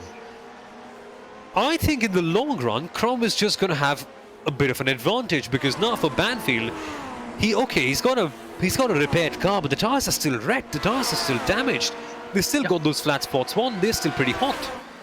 That's actually a great point, and may have been why he thought of that. I'm surprised Banfield didn't, but here's the thing. He came out of position battle right with Riley Thompson as a result of his pit cycle. Well, Krum is a good 8 seconds behind these cars. But if you're Krum, you don't mind that, because if he knows that Banfield is involved in this battle right here, it's just going to be good for him, because now he's just going to lose time scrapping for position. But no, it's not as simple. Oh! And there goes the spot either way. Ross Banfield into the grass. So just like that, that buffer is gone, and just like that, sound like the smarter of the two. Exactly. And he has to nurse those worn tires out for another 50-odd laps. If you're Banfield, the sun is just setting over Watkins' Glen from the looks of things. Here comes the replay. Okay, all on his own. Lovely grass. Might as well just explore that. Yeah, he missed his braking zone, and I think that's the 2nd time in 3 laps he's done that. Yep. Yeah, Doesn't end well. Yeah. Darwin Mites, by the way, has gained a position up the road on David Baker. Move up to 11th. See that now on your screen as they still scrap a little bit. Baker lets him go. Oh, man, this has just been such a dramatic race. And the drama never ends, because Ryan Mayer and Joao Valverde, if one battle ends, these guys will definitely take up the promise and keep on continuing the action. Both of these cars, pink and purple. Valverde, of course, for Kinetic Motorsports, and Ryan Mayer for Bombshell.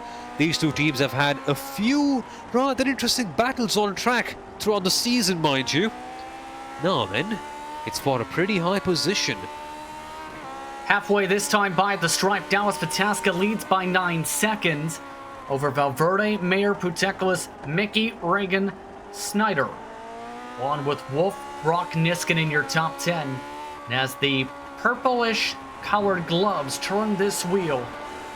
This is going to be very tight traffic for your race leader coming up, should know. Yes, there's the buffer, but if anything happens with Vataska when he tries to lap 14th, 13th, 12th, 10th, and 11th in the next few moments, these two could pounce here. They definitely could. He will end up losing so much time if he does not navigate in the right way. And Ryan Mir and Valverde, it is all for them to gain. Valverde is closing up to Pataska, that is, but Mir is also closing up right behind. There's a proper challenge everywhere you look at. As these cars regroup, we'll go to a race spot fan immersion, take a listen in to these beautiful sounds for the Lotus 49s. You're watching Race Spot TV and the iRacing Esports Network for the Major Series European Pro Split.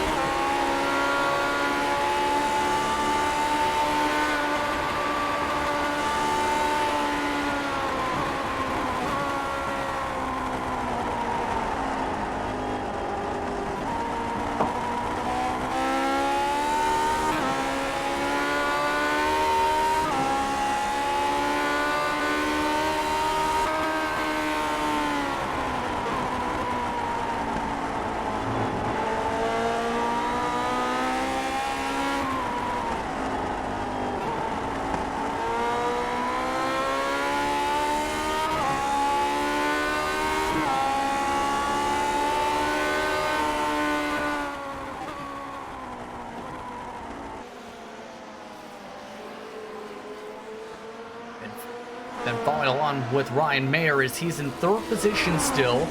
Actually lost a second in this span. Justin Principale will work with Paul Smith in the director's seat to take a top 8 rundown to see how things are faring out as the top 8 separated by a whopping 58 seconds. Shades of 1968 in real life today as Dallas Pataska leads by 10 seconds. Valverde and Mayer in the fight for second still. The fight for fourth sees Buteklis and Mickey grouped together, where Christopher Reagan, Isaac Snyder, and Joshua Wolf are all grouped together for the fight for 6th position. The run through the top 8 as they are separated a significant portion. Dallas Pataska has already lapped his way up to 14th and is in range of lapping David H. Baker down the front straightaway in the next couple of laps or so. It's been that dominant of a race today. Drivers like Joshua Wolf may be at risk of getting lapped in the next 15 laps of the rate that Pataska has gone today, Samil. Pataska has just steamrolled his way past every single person on the track.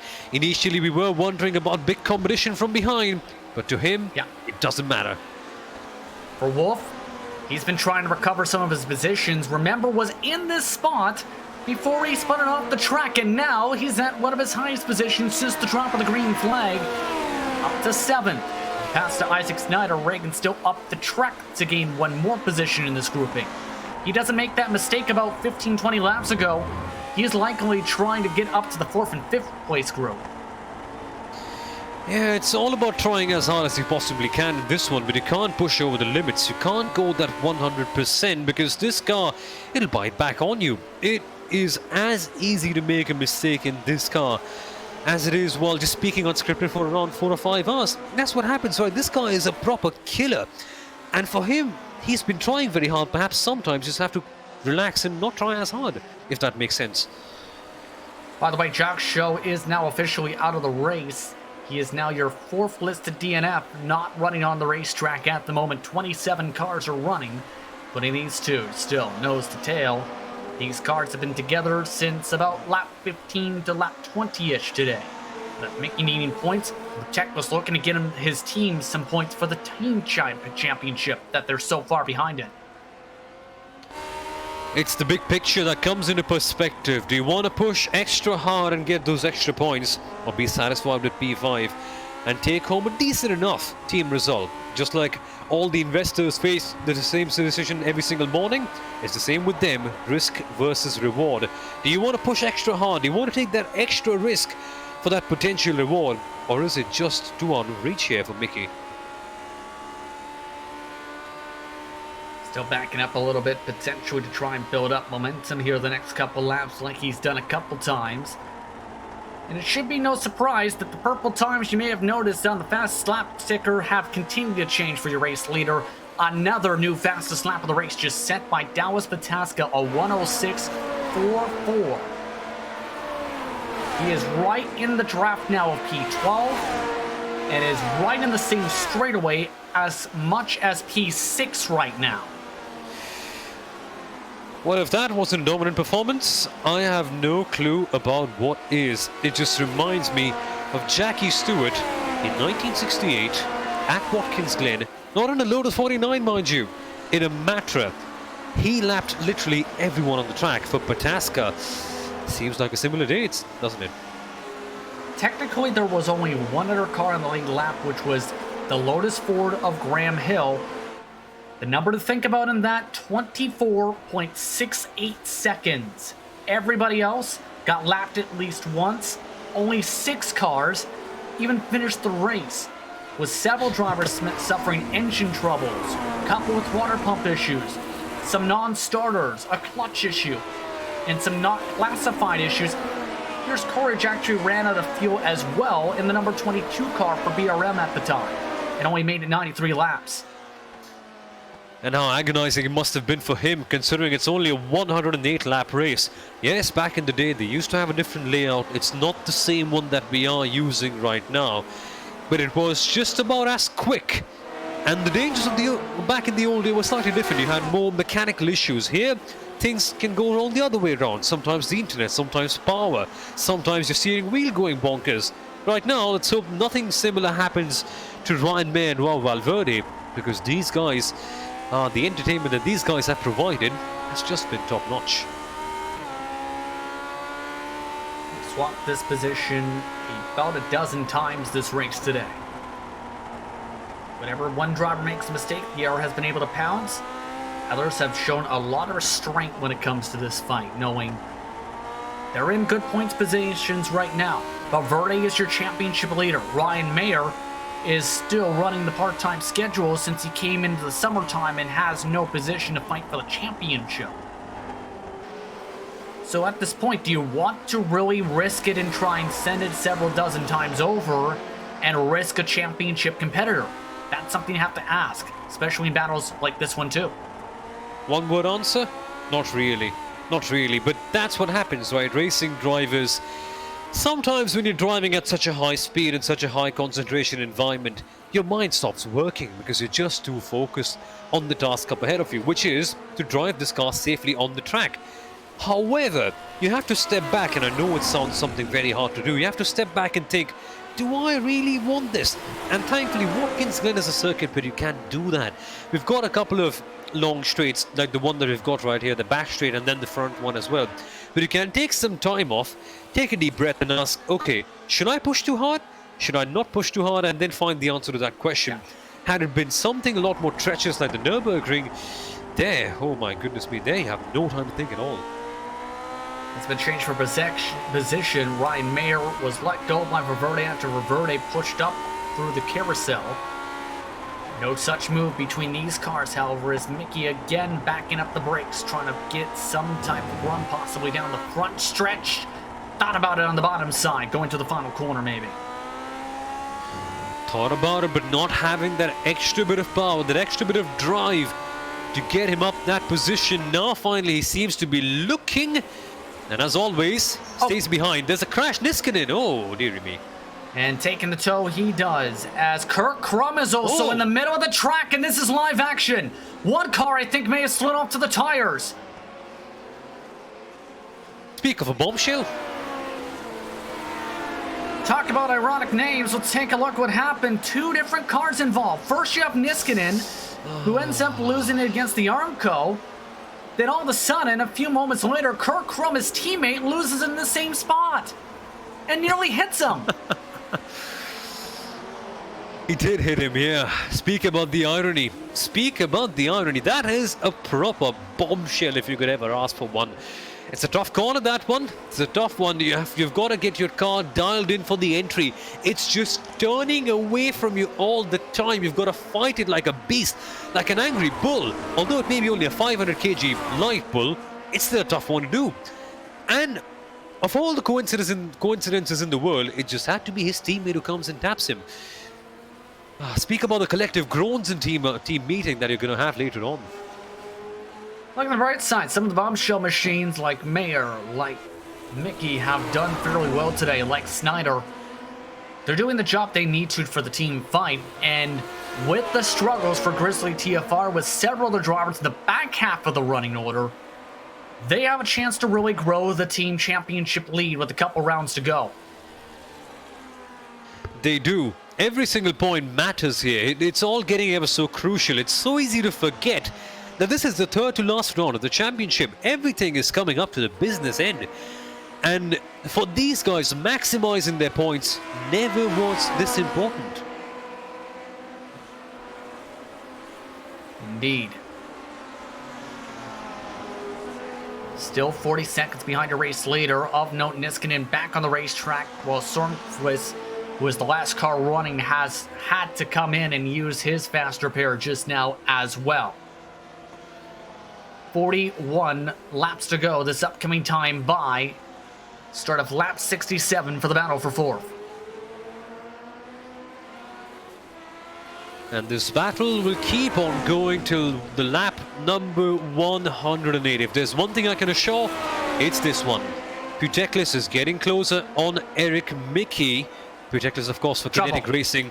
Ray Partridge around to the 88 again from 23rd position. Same section, he was up against the Armco before, the Dogberry Euro machine. Looked good in the stock cars, and today has not been a pretty one in the Lotus 49s. Oh man, had it been in real life, they would have had a repair job of a century. Tridge comes in, gets tailed around the wrong way up. Oh, oopsie. Facing the wrong way, sir. Thankfully avoids everyone. It could have been far worse. I believe that was Tom Drelling potentially there up the road, by the way, who was also slow in that section, who brought the smoke. Yes, it was, who was trying to let by some of the lead cars. But, see the smoke puff up? Wonder if that had a factor in how he took the corner, seeing the smoke.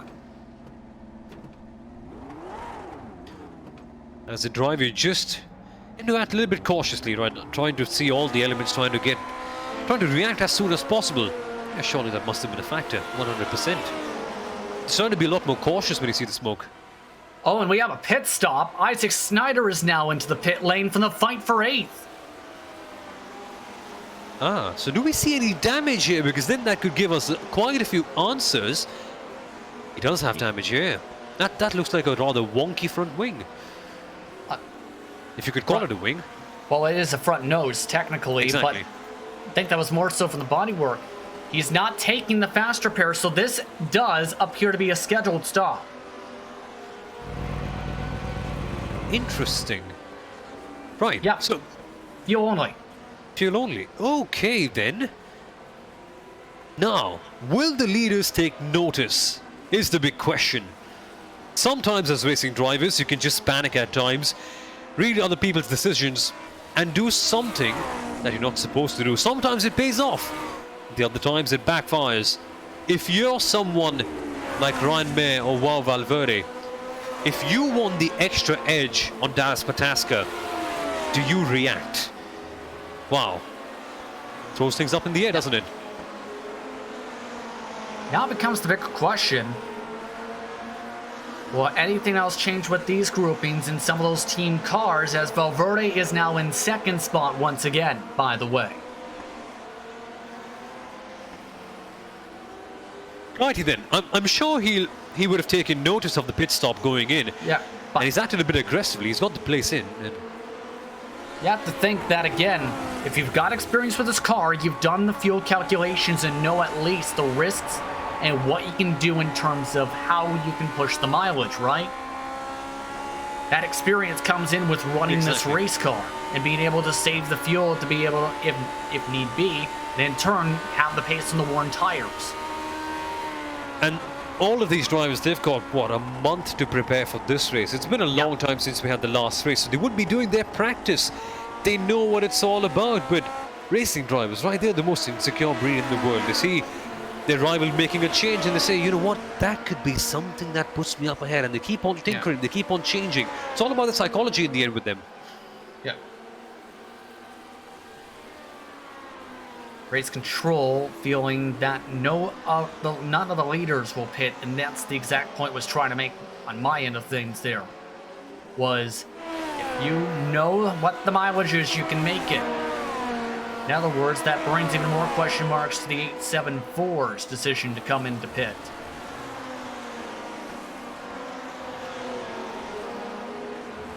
Absolutely then. What... For the leaders, it's quite clear from the looks of things, they shall not pit.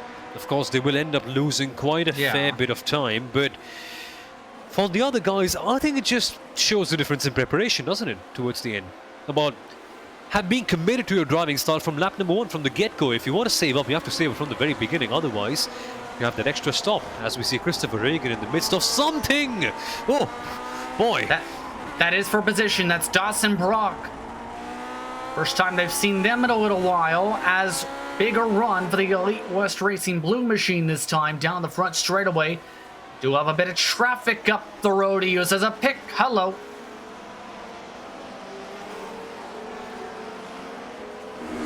So move Christopher Reagan into the spot for now, but who will pounce next? Darlin Mites is also in the fight.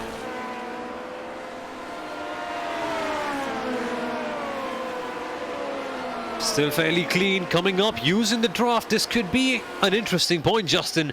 Do we see something heading towards the carousel?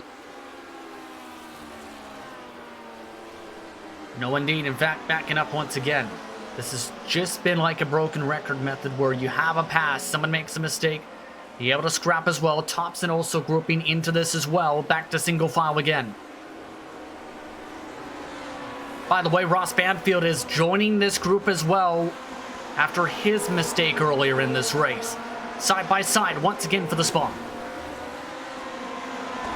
It could end up in tears, this one, as we head across the final corner. It's all about who's going to give the extra 10%. Well, they've backed out in this case, haven't they?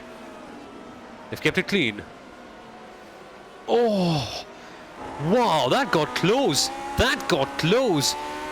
We're riding on board with Riley Thompson right now on P number 10, and he nearly ran over the back.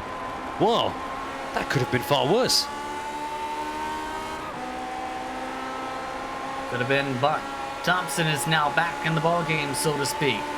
Had lost positions earlier, had the Dodge cars, and now looking to finally gain some spots after running in about 11 or 12. Oh, race a car in front, and Darwin Mites clips the grass. Major check. Major check indeed, a major change of underpants as well if you're Darwin Mites right now. But he's not being compromised in his spirit. He's looking yet again, settles back in. How many of those dummy moves have we seen so far? Drivers just looking for that opportunity and settling back in. Just seems to be the case of the race so far.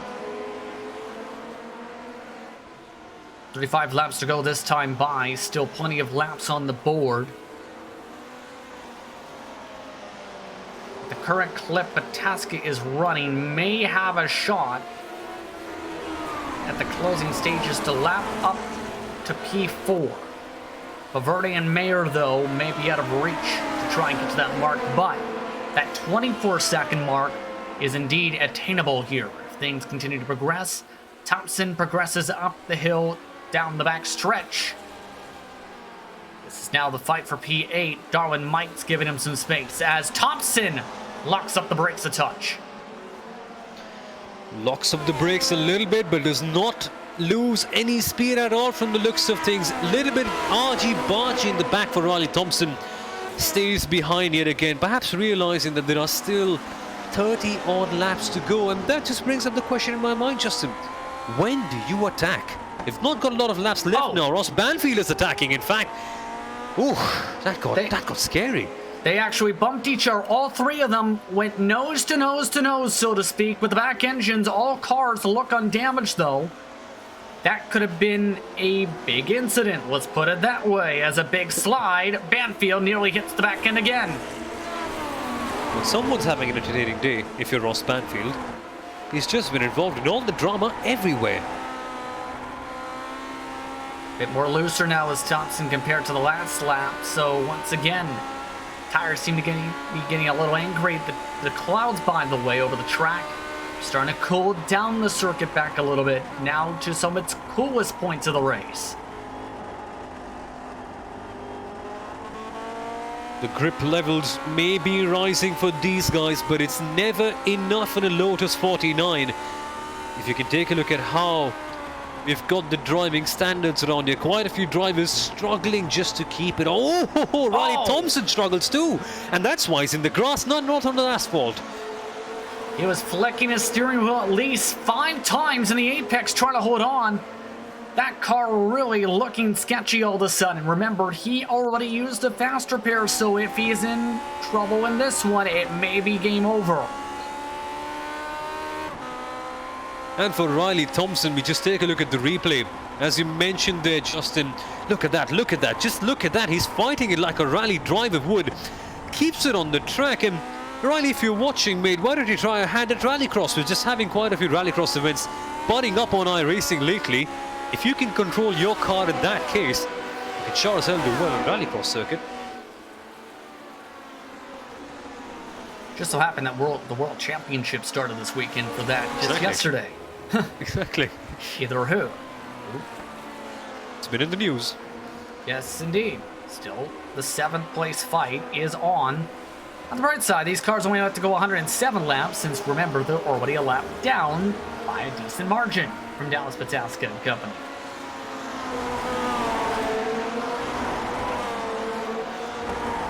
Better run this time off the corner as they continue to scrap for the spot once more, and again, patience being shown. This is called race management. Exactly. That's a very good point that you mentioned right there, Justin. Patience. It's hard to keep your patience in a car like this one when you're consistently being challenged and asked critical questions about your driving ability on every apex, every turn, every straight. What can Ross Banfield do then? This car, when you shift up a gear, it snaps hard on you. You have to go on half or even quarter throttle at times. Banfield is behind. He's enjoying the scrap. Gets close. Still, no fruit for him. Still though, Darwin Might's able to get through. Once again for 7th. It's allowing Thompson and Brock to both regroup. They've now joined the red box once again. Red box, anyone separated within 1 second as everyone nearly layered on top of each other. It's interesting, isn't it? We are seeing quite a few drivers just slightly cut off the final corner and get on the grass. It can save you a couple of centimeters here and there, but would you really want to? Even if you have one wheel on the grass in this car, we've seen time and again, you could just take a trip to the pit lane, or if it wasn't real life, to the hospital, sadly. It's Ross Banfield. Well, we've seen this story before. Car in front gets loose, car behind pokes out. Uses the slipstream to try and make the move. And this time it's the back off method. Darwin Might's now going for the cross though, nearly ran him over. Oh boy, speak about the acrimony. We've got everything kicking up here at Watkins Glen. And an apology on the radio with some of the tempers and a Thompson being let through. Riley Thompson precisely by Christopher Reagan. Man, this race just keeps on producing drama all the time. This battle in the midfield.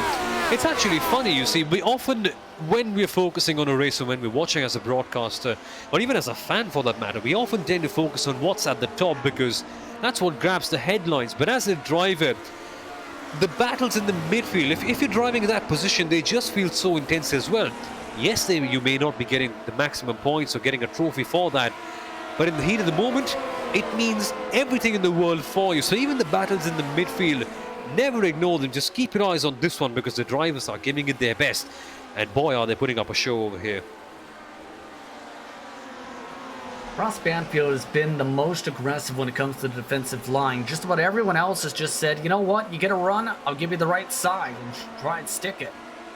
For Ross Banfield, he just goes straight to that defensive line and cuts hard to the inside in the carousel every time. He's the only person I've seen do this today. Every time. Well, it's just one different approach of driving the car, isn't it, in the end? And sometimes it pays off, sometimes you just end up losing more time than you gain. Ah, look at this. That's Riley Thompson looking for something. Looking, but not being committed enough. Later braking actually for Darwin Mites there. It still would have been a tight move, you'd have to think, because again, you mistime it. Christopher Reagan, the next car to pounce. You also get a better run here if the car in front gets loose like Darwin Mites has been.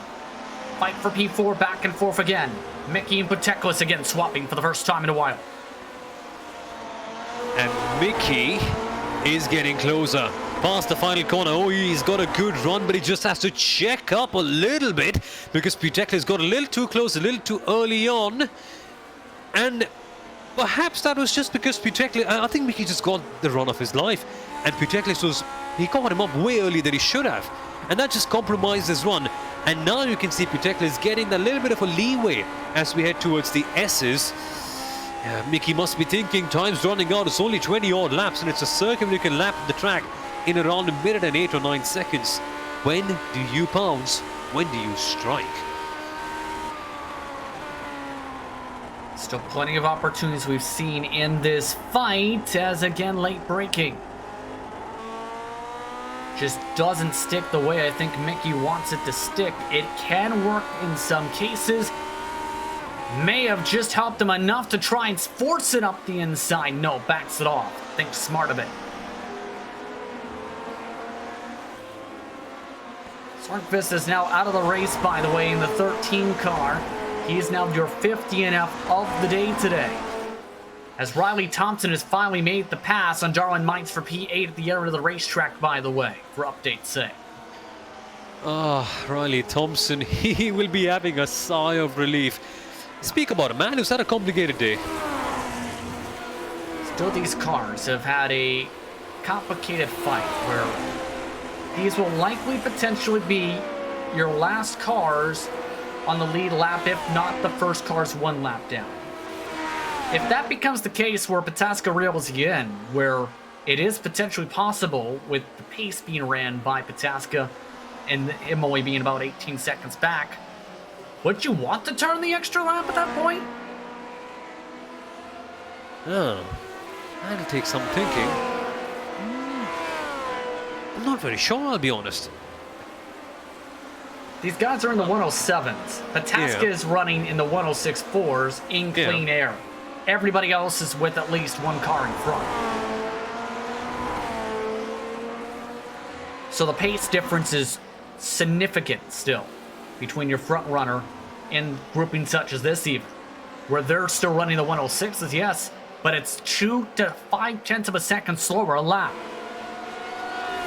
Yeah, and that just shows you the kind of dominance that Dallas Pataska has had, right? He's just been on another planet. We saw him fighting with these guys at the start of the race, but then he just took the string, I beg your pardon, and run away with it. What can Mayer do right now? Because he's been closing up to Valverde for quite a while. We saw these two trade blows early on. I don't think they've made any changes in position for at least 15-20 odd laps. So we are seeing a little bit of stability come in between these two guys. Mayer must be thinking, you know what, lap 94, lap 95, I'm going to pounce, I'm going to strike, I'm going to get that position in. But Pataska's out of the way, might as well get P2 for myself. Well, you don't want to make the moves too late, so to speak, either, right? Where too early, where you leave a chance for the move back in the next set of corners, or even the next couple laps. Yeah. So it's not just as simple as, I want this position.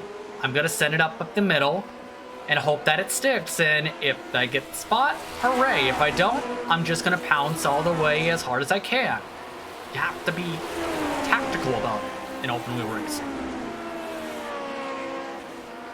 And it can so happen that if you make a move rather at the wrong time, say for instance turn 1 on the final lap, you could be under threat of a big attack coming into this very corner because the slipstream is still active. Oh dear me, is that... Oh, who went wide there? That was Valverde. Swap. Believe so. That was actually Perils. That's Perils, I beg your pardon. My bad, folks. Yes. Same team members with same liveries but different car numbers, such as the 666, because of the musical group who Perils performs with outside of the sim, as that car just went straight. Crikey. Wow. So Perils loses a position yet again. He's currently in P5, which, trust me, is not a bad place to be in when you consider the number of points on offer here in the major series. But you want more, you're a racing driver. You've always been thought to go for something a little bit extra. Question is, though, would you really want to? Can you even afford going a little bit extra with this car? Pataska, well, he knows the answers to the question, doesn't he? Yeah. 106.4 last time, has the purple lap of the race in the 106.2s. No one else is close to him in even the same world or stratosphere around the racetrack. Take a look what just happened here again, though, as Perils now has the spot on back for Mickey. Same corner, next lap. Role reversal 101, that's exactly what happens from the looks of things. So it's a tough corner, this one. So the grip is wearing out on the tyres, and naturally the drivers are not able to carry as much speed on. Mickey learns it the hard way, misses his braking point, goes on the runoff in the outside line and loses his position. Tell you what though, these guys have swapped positions quite a few times. It's been like a pendulum swing, as I like to put it, with this type of fight. Back and forth. They'll be getting towards the final 22 laps of this race or so this upcoming time by. Should say for the race leader, 23 for these respective cars still. That's how big the gap is on the track. As still, once again a peak. No send quite yet, but is still in a decent shot if he wants to try and send it up the inside for the 90 again.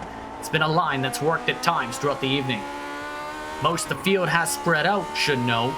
Outside of the red box for Valverde and Mayer, the red box for this battle, and the red box for Reagan and Meintz, which has gone back and forth, and apologies over the radio for Christopher Reagan. Apparently, the 19 may have just had contact with the 72. Oh dearie me, if I was Rick Allen on NASCAR, I would say trouble for the 19. But no, something else has happened, something big for Christopher Reagan. That is the back stretch. Oh, it's that dreadful corner again, the carousel. How many people have we seen caught out here, Justin? 20? Give or take, as Darwin Meintz gives the helping hand. Not the type I think he'd want, but not a lot of time to react there. Little damage to Darwin Meintz. That's why Meintz apologized in the direction of Reagan immediately over the radio and seeing what happened in front. Well, he simply could have Meintz the gap. Sorry about that. But no, just a bad tap by Darwin Meintz. Couldn't really find the right place for his car, and perhaps that's what happens, right? Half-hearted moves with this car just does not work. You have to be committed, you have to be sure. And even if you are committed in that corner, you just have to be triply committed, because that kind of corner can catch anyone out, even the greats. Here's Wow, that look at gap. the gap. It's already nearly up to the real world interval. 22 seconds now. 2/10 gained a lap.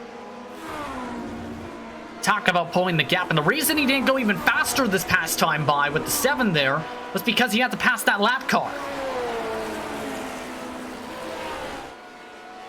Well, he's got more pace in the tank, hasn't he? That's what we can simply say about Dallas Pataska. He's always got more in the tank here. So it could lap the potentially up towards 4th today. But this is the type of speed we've seen from him before. Yeah. You have to think about. Well, actually, quite the opposite from the last race, isn't it? We are seeing big gaps being spread out between all the people on the circuit. We are seeing multiple packs being formed. And critically, we've got 24 less caution flags. Oh, Mir sending it! Oh, boy! The door was open. Problem is, he couldn't fit through the door. Just couldn't get the grip needed to walk through the door and then be able to shut it. That lost them both another second. Bound to happen. Bound to happen. The car is always faster straight than sideways. Ryan Mess saw one chance, put his foot in the door. Thankfully, not getting a fracture, just a slight bruise and a slight reminder. It's Valverde you're dealing with. He's no slouch, and he can open the door and close it, slam shut on your face anytime. Mess needs something rather special, and for the first time, Justin, time is actually running out here. Sornquist has actually came back on the racetrack, by the way, after being in the pits for 13 minutes and 16 seconds, your last car running on track. But you mentioned the time, about 19 laps to go, this upcoming time by for your race leaders as well. They do have the cushion needed to make it on said time. It's about 30 minutes of racing to go estimated, give or take, by the amount of laps pace right now. Well, that's still quite a bit. For these guys, it's just about enough to put on a great show. They've been doing so for the last 90-odd laps, and we can expect more of the same in the next 18 as well, because now the lids will be coming off, the filters will be put away. This is when the drivers really get aggressive and start fighting for the positions. Eric Mickey goes to the outside line, and in fact, it's one funny thing with the Lotus 49s, you can't use the camber of the circuit. Naturally at the carousel you have a little bit of camber that you can ride on and get a good exit with in a modern day car. Lotus 49s, that sort of a chassis, dream about it. It's not going to happen. And naturally the driving task becomes even tougher, as if it wasn't already. Yeah, you just see how much this chassis bounces around even down the straightaway here. Exactly. It's a bathtub of death. That's what they called it back in the day. This fight for position does have the 25th and 20th place cars up the road. That's Banfield and Niskanen specifically. So they again may be a factor in this scrap once again. It's been that way all race. One car does move out of the way. The second does have a cushion in Niskanen. Sometimes that cushion is all you need. It can be mentally so satisfying just to have a little bit of a gap. These guys have been fighting it on with so many cars in and around themselves that they just want to break at this stage. And even a little bit of a gap, some clean air, it just means a lot at this stage. It just empties your mind off, and as a racing driver, having that kind of a situation means a lot for you, because then you can focus and pile on all your mental attention for the big one, which could be coming rather soon. Not the crash, but the big move, rather, I mean to say. You know, you race better when you are able to just get into a rhythm, at least in my opinion and experience, than trying to basically put out fires, so to speak. Well, keep an eye on, okay, is there a car pouncing behind me? Am I losing grip? How am I going to fix this car? It's just that focus I think you need to be able to actually do all that properly. But it goes by driver to driver. Some drivers want more information. Some want to be told about things all the time, where the others just want to be left alone. Case in point, Kimi Raikkonen. He's a man who just wants no information at all, and he's done a fair bit of Grand Prix racing in his life. In the sim, of course, you have lots of information, lots of access. You can see the live timing, the data, how cold your tires are, how hot they are, where the other person is. Everything on your toes, everything that you have to make your race ever so better. Ken Ryan may make it one step better, though. That's the main case for him right now, using the slipstream and getting closer to Valverde. Well, there's technically a third option from some of the bigger technical alliances in 2020, especially, is the very, very loose form kind of method during cautions, where it's, how do I put this, pretty wild. Let's put it that way, between the cautions, in terms of the chat. Some drivers thrive in that loose environment, others want to bang their head against the wall. Still trying to bang on through for this spot still, as Mayer just cannot break through the brick wall. That is the 381 again.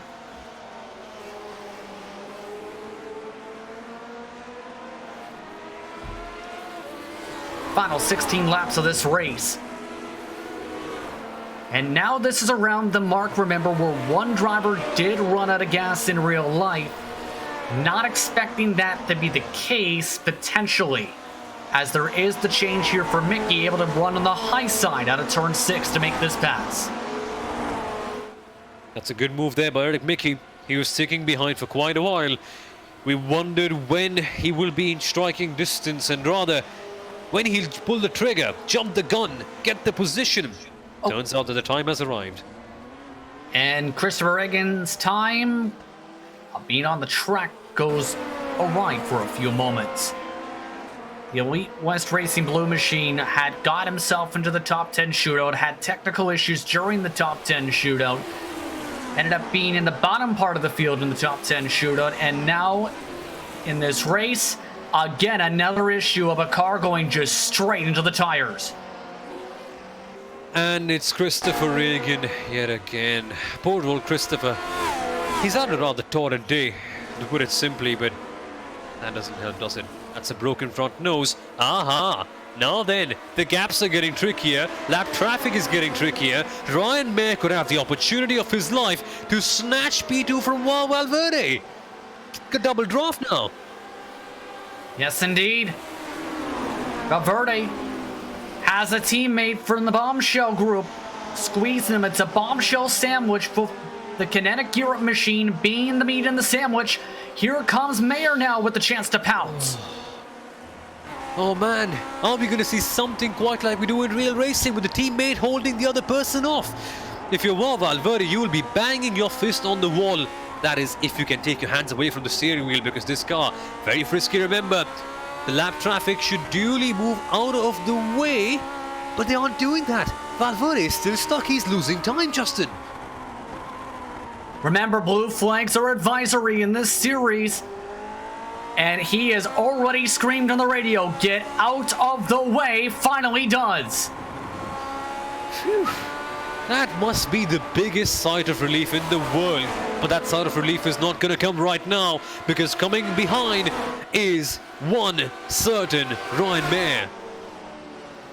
They lost about 2 seconds in all of that kerfluffle. Mayer, though, again is backing up the corner and again early braking it halfway down the straightaway, in fact, that time.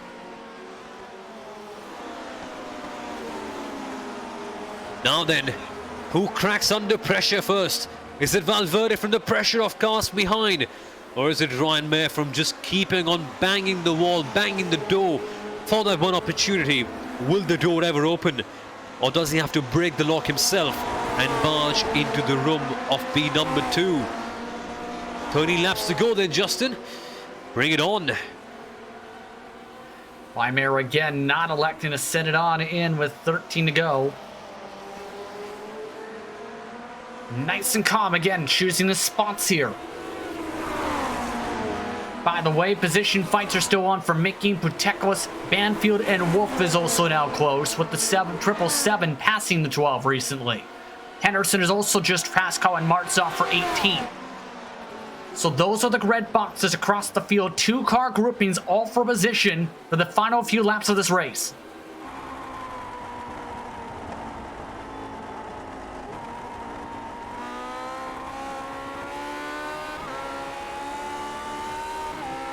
Comes the question again here, Samil. If you are Ryan Mayer, when do you make this move, in your opinion? Because he's had a chance to send it a couple times. He just hasn't taken it yet. Depends on the psychology. For me personally, I would get it done as soon as possible. I'm a nervous person. I worry quite a lot about other things. I do not want to keep it for the last lap. And when you consider the number of opportunities that you have to make a move on the final lap as well, while Valverde can very well make a cutback, you don't want to leave it for the second to last corner. You want to get it done at the carousel. But there's a backside as well. If Valverde has a good run on the exit of the carousel, he can fight back for the second to last corner. So don't do it in the last lap. If it was me, I would do it as early as possible. But clearly Ryan Mayer isn't me, so it all depends on what he wants to do now. And he's getting frisky, he's getting excited, almost hidden behind Valverde's cars, the Bombshell Motorsport 1. It's purple, Whoa. It's white, it's orange, and there's a car in the back as well. That's Tom Drellin, who came back on the racetrack nearly in front of them. Crikey. Been an adventure for his lime yellowish car. Let's take a look.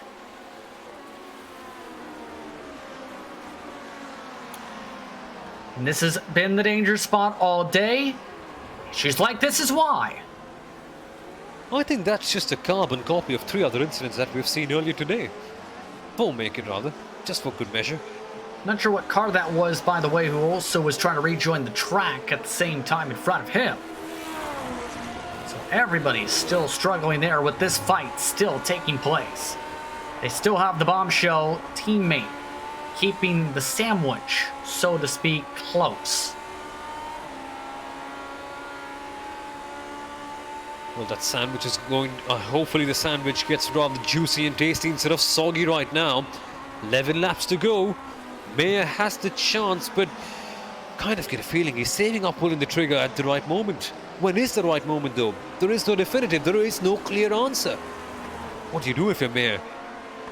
Well, it becomes the question, essentially, where, well, in the sandwich method, it's technically based on the theory we talked about before, meat, bread, bread. What sounds more appetizing? Using the meat as the top layer or the middle layer, if you're a Bombshell driver? Well, if I was vegan, I'd go for neither, but actually, nah, I'm going to say meat in the middle. I believe our director, Paul Smith, chiming in with the pre-ultimate lap, and that is also the thought process I would have at the very least, too. But with 10 laps to go this time, we'll see if Ryan elects to go with that, or elects to go for the first opportunity. He's been backing it up each time down the straight.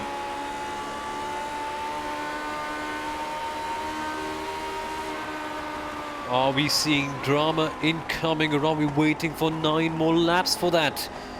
Yeah, he's still waiting, he's still playing the patient game, and, well, from the looks of things, 1960s were a patient time.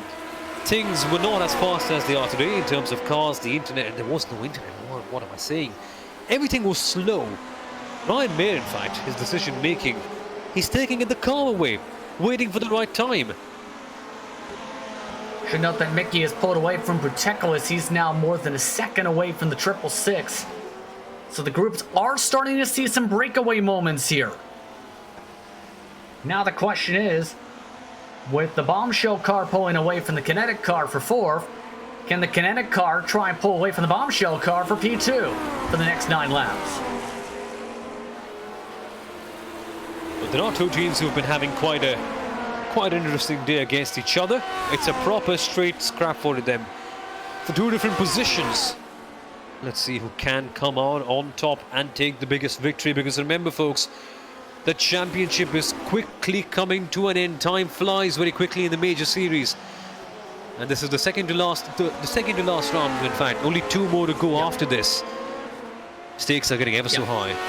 We're talking about 2 difficult races, batters with the supercars, and don't forget about the finale at Auto Club Speedway in the Indy cars. Not 2 easy tracks and combinations, to say the very least, from car and track's perspective to fight for a title, as again Mayer is starting to fall off a cliff. Now then, this is the big question. Ryan Mayer, we know he wants to keep it late, we know he wants to strike at the right moment, but will the tyres allow him to? Because initially we saw Justin, I think around at 50 we saw a few people dropping off. Are we seeing the same here? I wonder if he's trying to cool down the tires and then go for the pounds, because that is a method we've seen before. That's interesting. That could actually help out in the end, and maybe just lift and ghost and save up some fuel as well. So when you need it, you just have about enough for that. He did lose about 2 tenths, and he's gained at least 1 of the tenths back this lap, it appears, so far.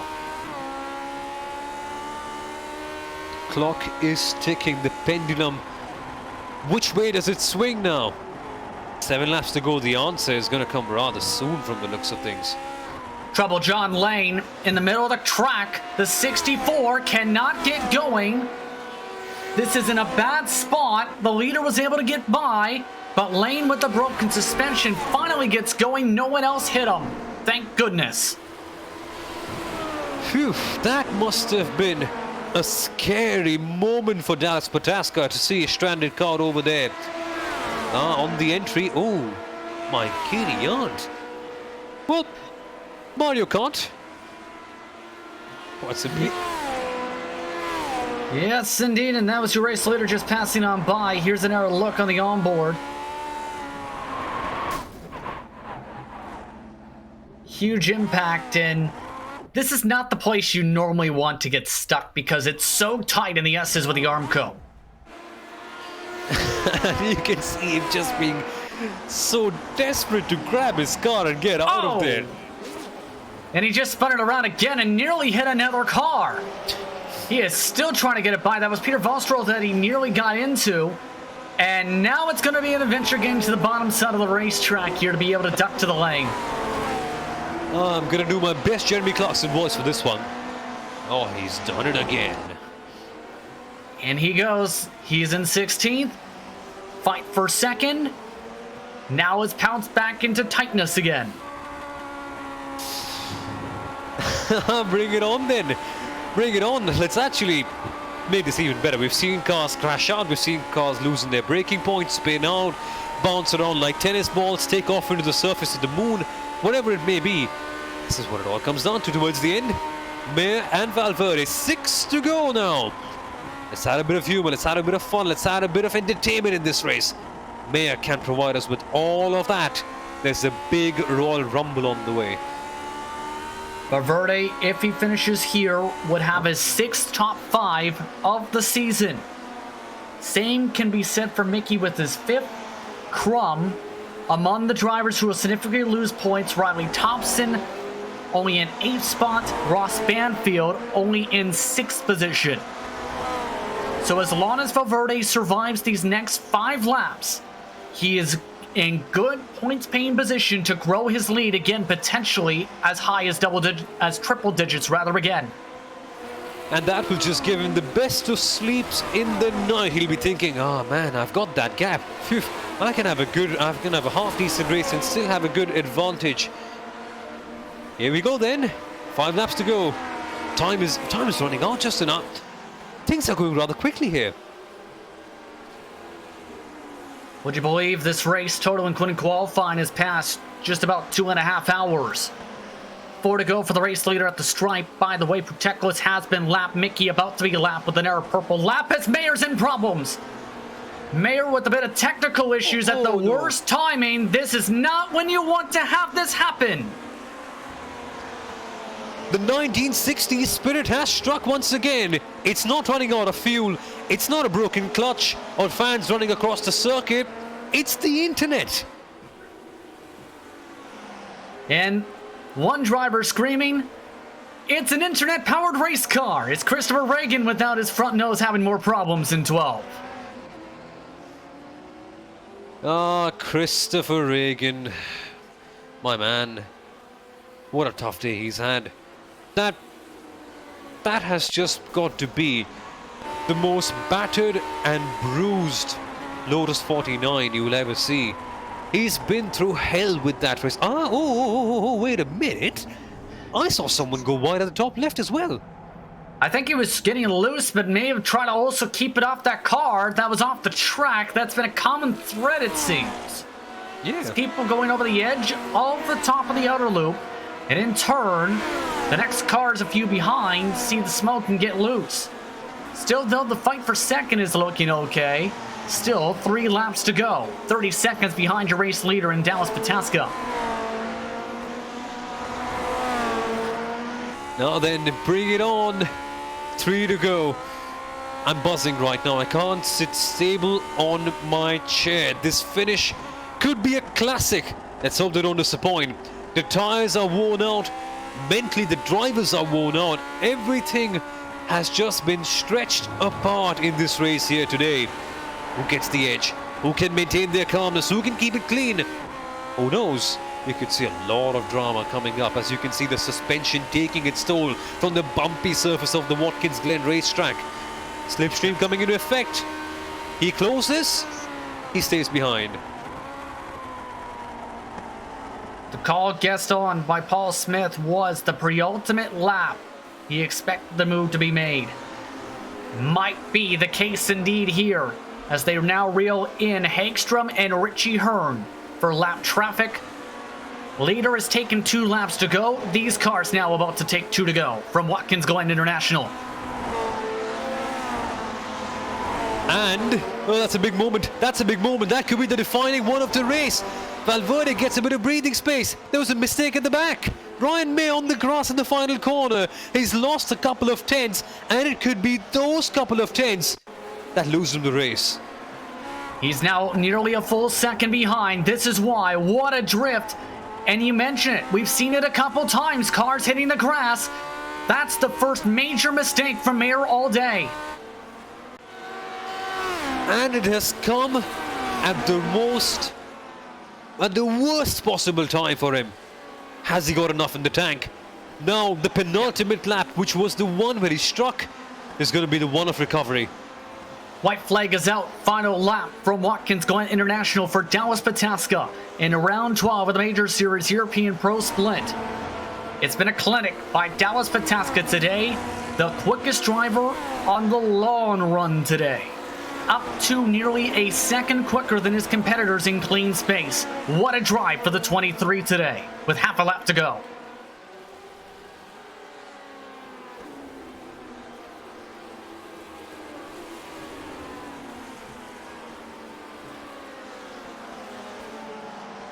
For Dallas Pataska, he's shown this speed several times this season. If you think back to the World 600, he was the dominant car before getting involved with early trouble. He has one victory on the campaign, and as the crowd gets ready to go wild down the front straightaway, he'll do it again for the second time in 2020. It's Dallas Pataska for Dynamic Autosport. Taking the checker flag, he wins the 1968 U.S. Grand Prix.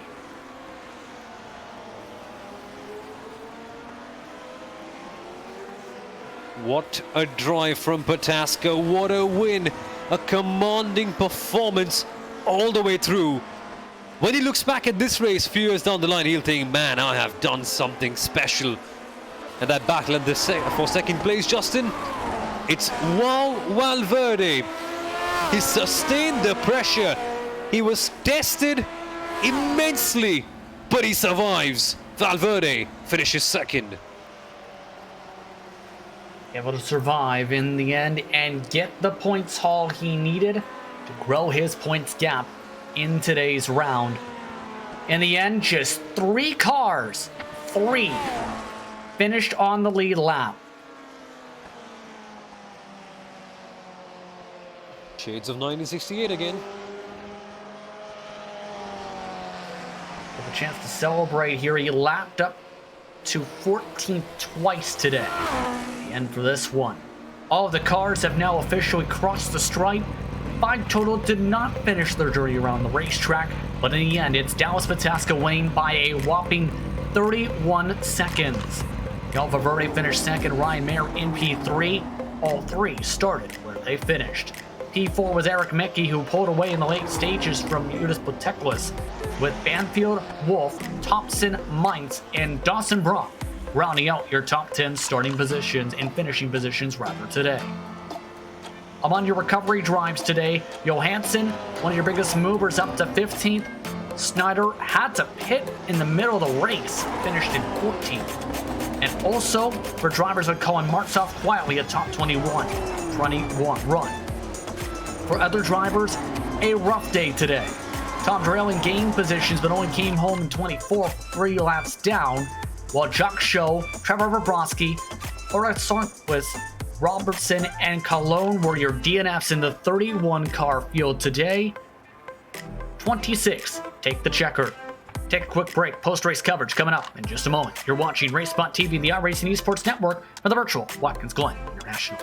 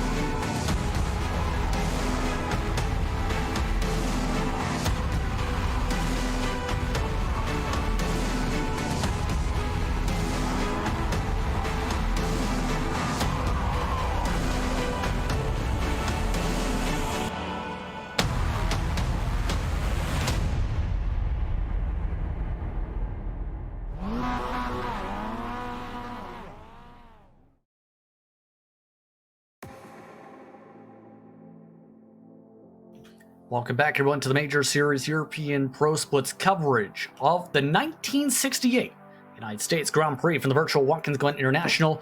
Justin Prince, Emil Aurora, Paul Smith with you for what was a dominant performance for one man, Dallas Pataska, who led just about every lap and in turn won by 31 seconds today. A clinic put on. 100 of 108 laps were led by the number 23 today. Dallas Pataska with the performance of the day. He was just dominant on all fronts. I think it'll be interesting to know what he thinks about this race, in fact. I believe he is standing by. That was the only close call. Bring him in, as I believe he was actually talking discussions with Ryan Mayer. Dallas, we get to discuss those discussions with you. Dominant performance, 100 laps led, barely any fault. In fact, you got quicker as expected with the fuel burning off, but also could handle the worn out tires.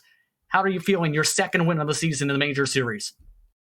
I feel pretty good. The biggest thing for me was not making any mistakes and staying consistent, managing the traffic as best as I could.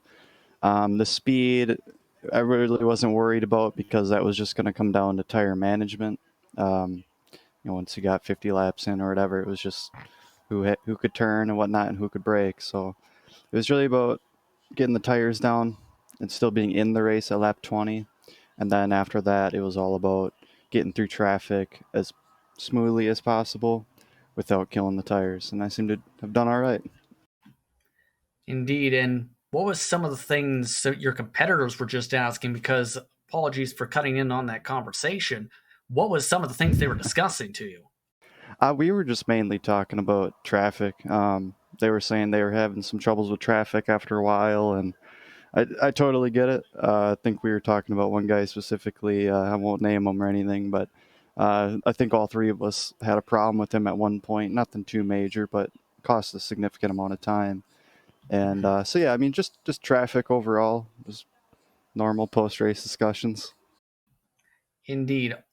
Dominant performance today, but two more races on the calendar. Supercars at Bathurst, Indy Cars at Auto Club.